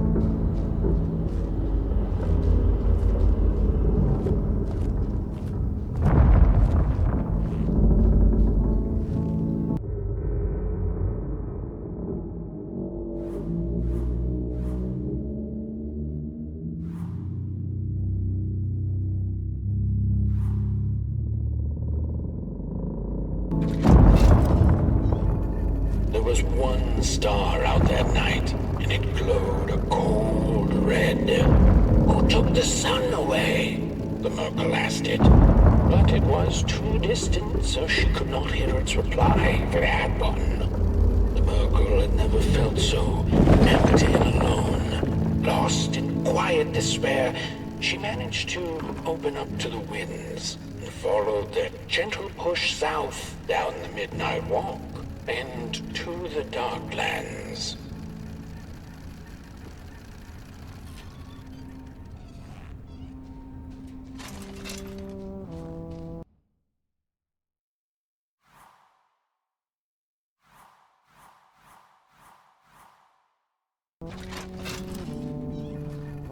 Along the walk, she met the old soul fisher with whom she'd shared many a teacup in her days. Is that the Murkle I see? Another decade, another teacup, eh? He chuckled, but the Murkle sure wasn't in the mood to discuss teacups. Who took the sun away, soul fisher? Surely it wasn't caught by your hook? After pondering for a good minute, the soul fisher answered, well, there have been whispers among the fish and corals about a loathsome, hungry Molgrim roaming the swamps. Perhaps it knows. By the time the soul fisher looked up from under his big hat, the Murkle had already continued down the road.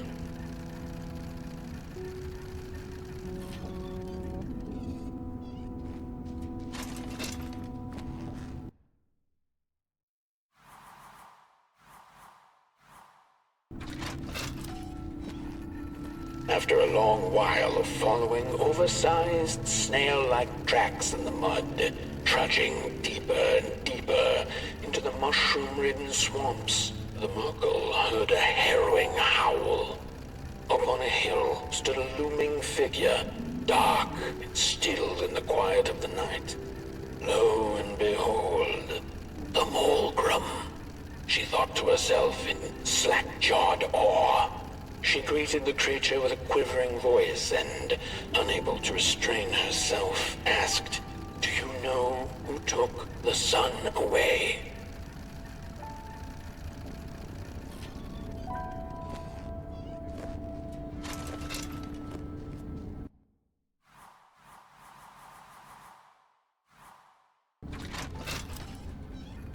Talking to monsters had never been any Murkle's forte, but this meeting proved spectacularly disastrous. Barely escaping the gnashing teeth of the Molgrim, she managed to escape by jumping into a lake, following its stream away from the swamps. Although the Molgrim was far behind her, she could still hear its melancholy howl. Mad with grief, she mumbled, "As I will be, unless I find the sun again." Tired from running, she searched for shelter and found a dark, dank cave. Cozy, even by Murkle's standards.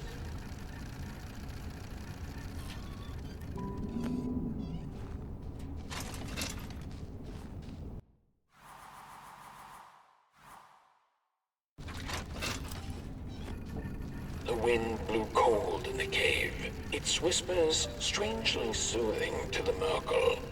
As it turned out, the whispering belonged to a pack of starving crawlers who had begun circling her, their language known only to the dark itself. "What are you searching for, little limb tree?" they sounded in guttural unison. "These are dark days, and your kind does not belong anymore." The Murkle gathered her courage.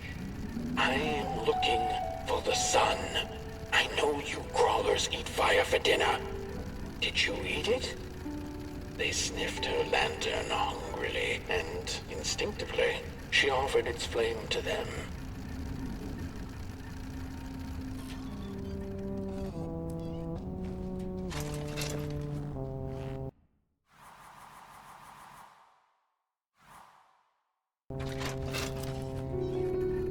The crawlers cackled like mad chickens. "Keep your fire, Clayling. Take it to the dark itself. Mayhaps there you shall find answers. Before the poor little Murkle could shriek, the crawlers had gone with the wind. Knowing not where to find the dark itself, everything looked pretty dark to her. The Murkle found her way back on the road, further away from home than she had ever been. The hills were looking stranger by the hour. The rocks upon them seemed to move. They were the head people, a peaceful yet grumpy sort who didn't take kindly to somebody's perusing their lands. They muttered at her as she passed them, but she couldn't make out their words. What's that, little headlings? Are you saying you know who took the sun away? But the heads only grunted and rolled away, back to the safety of their huts.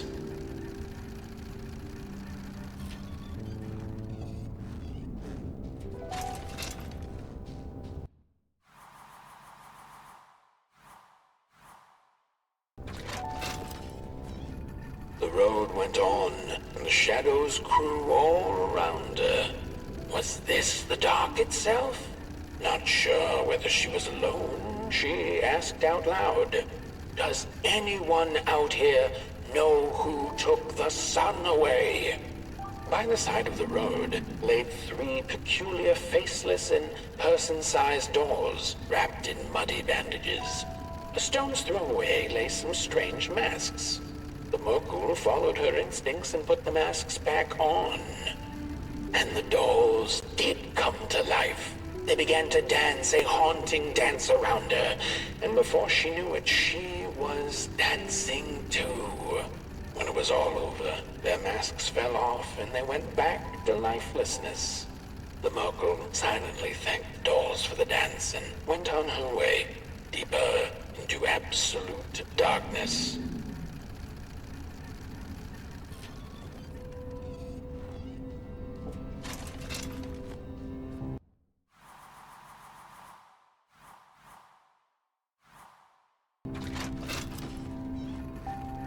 Before she knew it, the little Murkle, lost and tired, came to stand before the dark itself, with a burning question clenched in her fist. She felt like punching the dark with it, screaming it out like the howling Molgrim, laughing it out like the starving crawlers who had nothing left to eat but the hope of others. Who took the sun away? It then asked the Murkle. Its voice sounded like a dark forest, deep and ancient. "It wasn't you?" the Murkle retorted. "You're its complete opposite. Surely you must be the reason it's gone." The dark then replied, "I am but the absence of light, not its adversary. Light is because I am. How could I possibly hold it in my possession?" The Murkle felt her anger fade. She understood little besides one thing, that the darkness was not behind the missing sun, nor her suffering.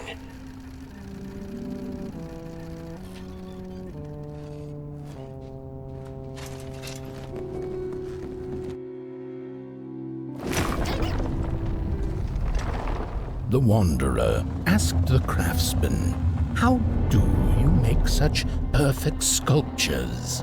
To which he replied, "Oh, there's nothing to it really.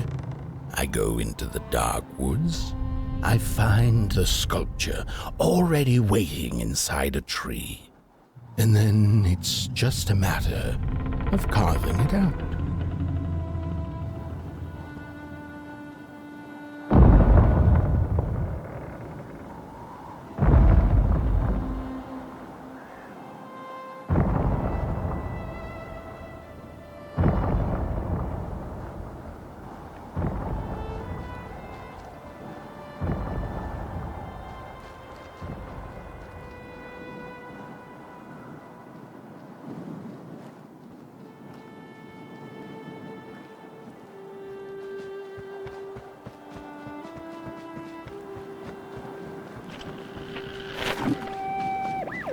When I was a child, I exchanged letters with a monster in the woods. We were best pals, and we shared all our secrets with each other. One day, My sister told me that the monster wasn't real, that she'd written me all those letters to play a joke on me. But the joke's on her, because I knew the truth about the monster in the woods, and we exchange letters to this day.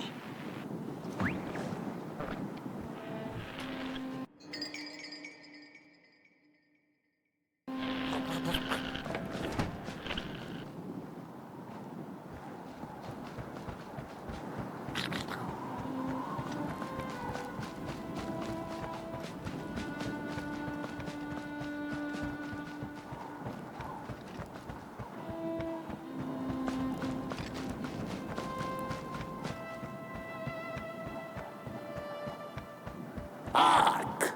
Not very far now. Not very far. The flame longs to be free. Caged, it cannot truly burn. How beautiful. How tantalizing. It is simply the way of fire. It is what it is.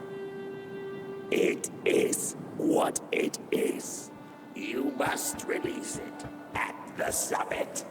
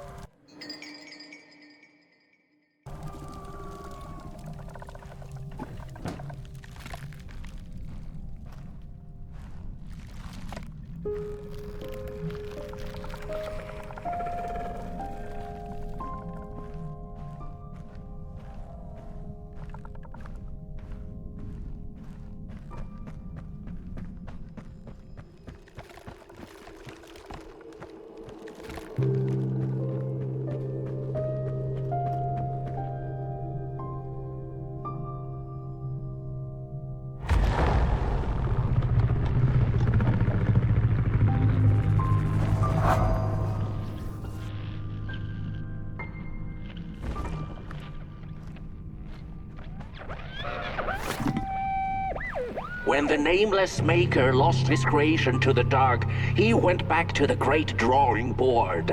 In his desperation to regain control, he made an attempt to sculpt the face of the dark itself, something he thought he'd glimpsed in his nightmares. But the face wormed itself out of his mind's eye, and instead his twisted sculptures came alive, grinning and many-legged. Thus, the grinners escaped and seeped into this world as a reminder to the maker that there's always something to smile about, even when things don't go the way you hoped.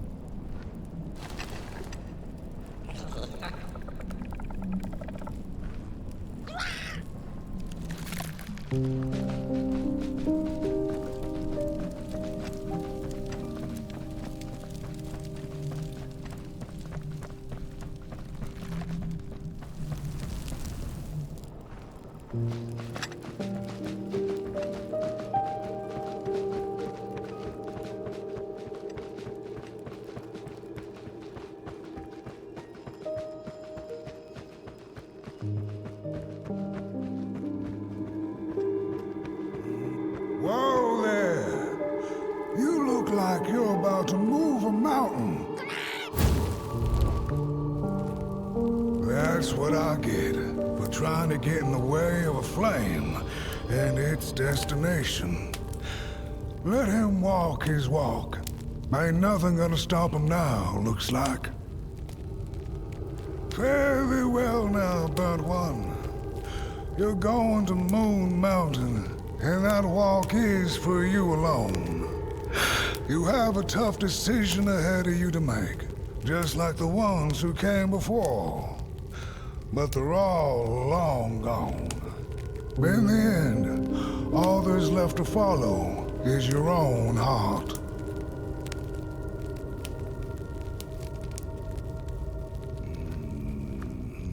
Hurry now.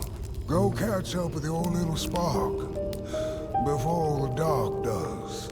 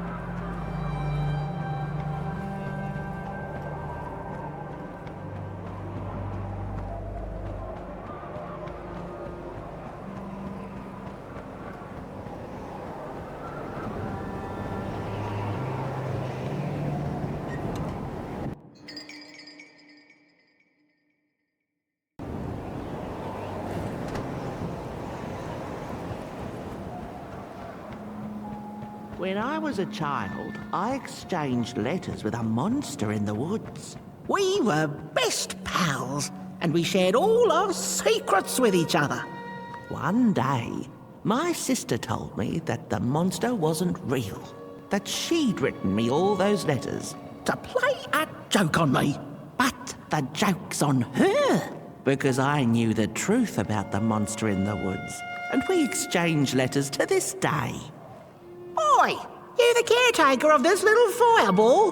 What were you thinking, letting him run off? Don't you know how precious he is? Oh, yes you are. A real sunbeam. Who took the sun away? We Murkles used to ask until it finally ceased to matter.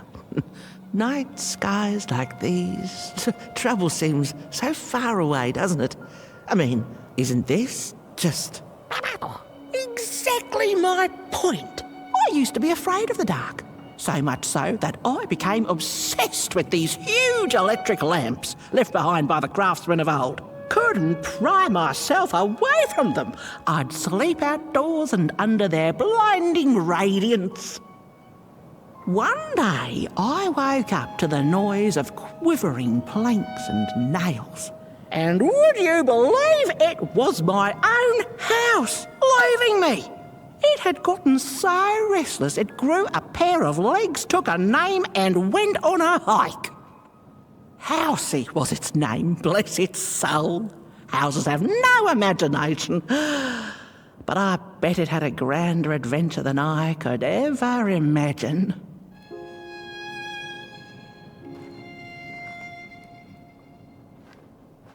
This little flame is your home, burnt one.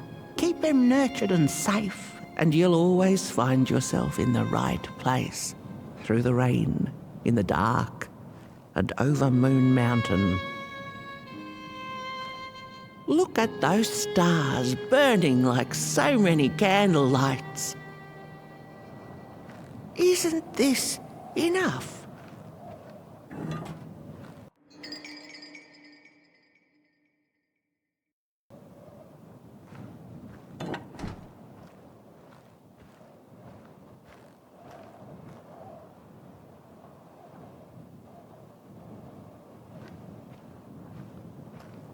Light like yours is hard to come by these nights.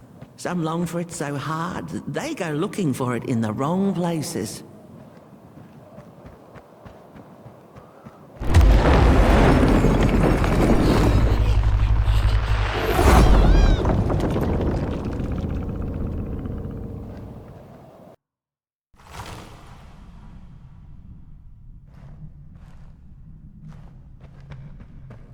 What is the dark? Is it ugly and cruel? Is it a place for monstrosities, for fools lost in the woods? A terrible void where all your nightmares come true. The dark could be a friend, perhaps a space where we might find each other, all of us equal under its cloak.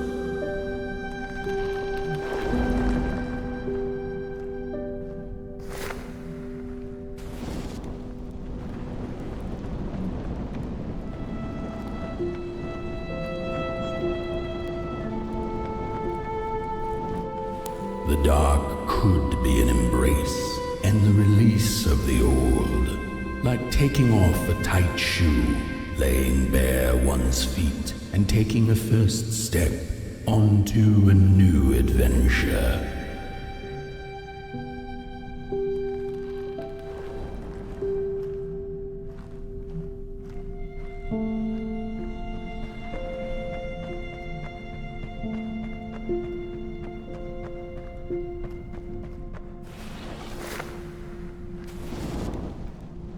The dark could be a moment of clarity and calm, a break through icy clouds and the shameful stories we tell ourselves that fetter us to the clay and mud.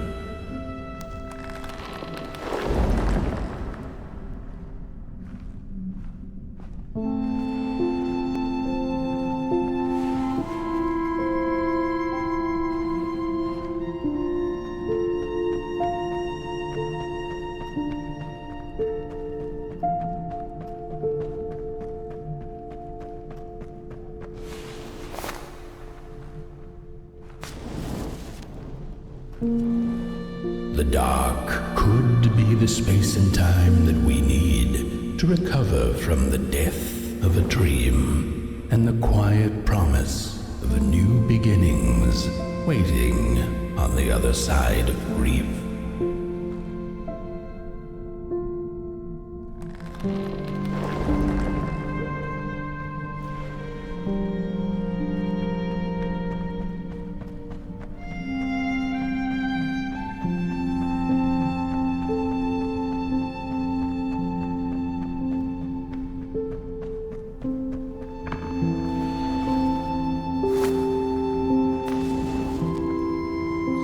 In the end, the dark remains a mystery, its secrets locked away behind the stars.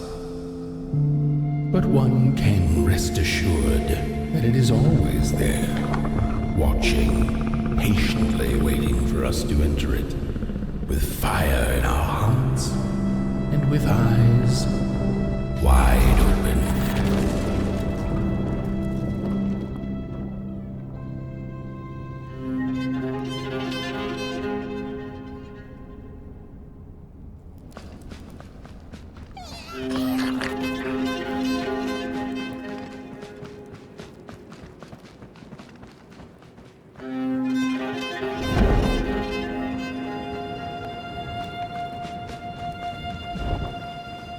You've arrived. Hark! Your fire is dying, but the last embers will light the final fireplace and send your pot boy home. Can you do what you must? Naturally, you must. It is destined, and you will be loved and forgotten. The soothsayers have spoken the last words. It has been an honor to watch your journey to the work table's edge. Now go and learn.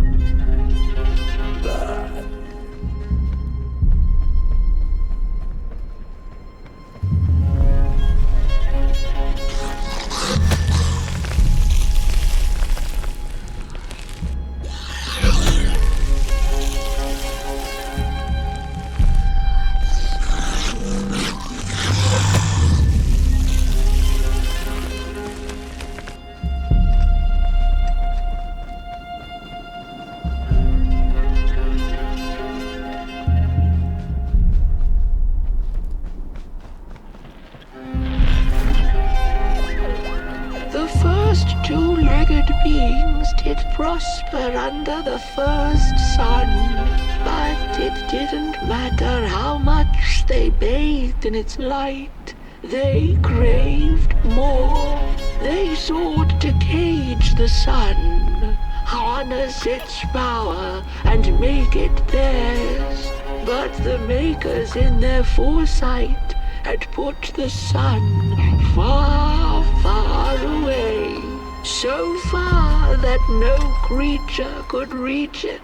That's why, in their desperation, the two-legged ones began to collect matches, lighting them like minuscule suns of their own. But there are only so many matches in this world, and one day they'll run out, and they shall once again look to the sun.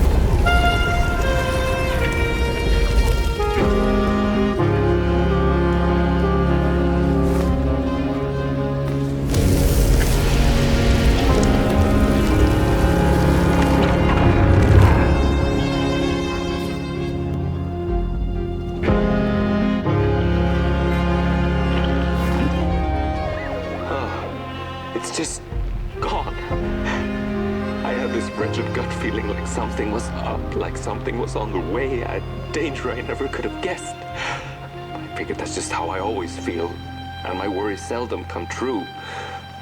And now here I am, and I have been for some time now, and it just won't come back. I'm thinking, while I had it, I didn't know what to do with it, how to care for it, enjoy it. But if I had it again tonight, I'd probably waste it all over again.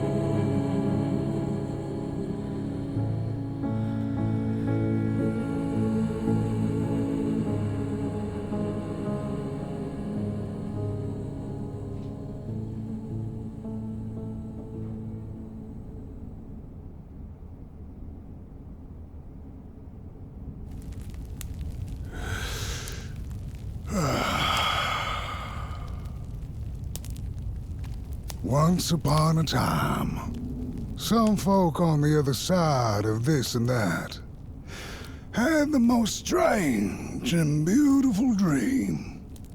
I hope that tonight you caught a glimpse of it, and I wish you the levity and grace to smile in the darkest of times and on the way down your midnight walk.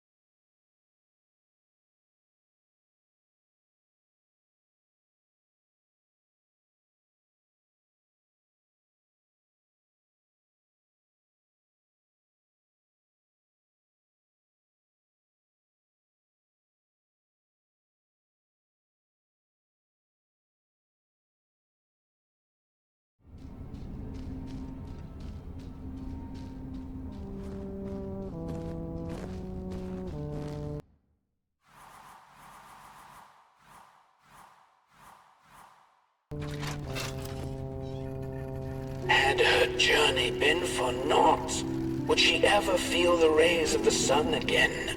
Bask in their glory, pick rocks on a cloudy summer's day?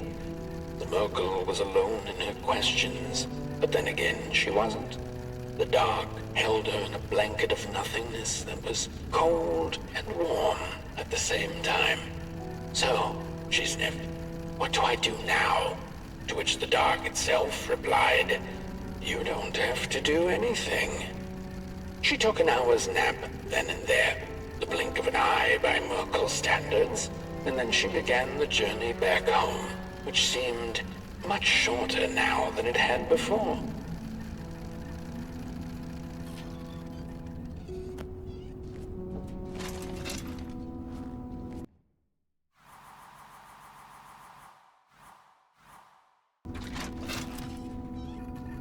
Back home on her hill, memories of the Murkle's many encounters along the way came circling back into her mind.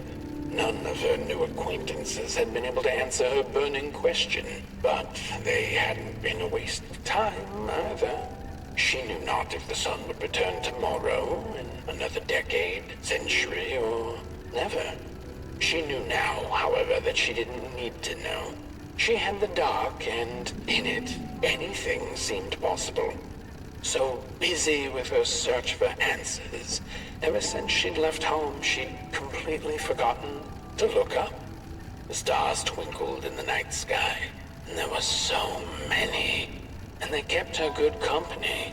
If only a little rock-picking Murkle could know that the seemingly tiny stars were in fact thousands upon thousands of suns. The end.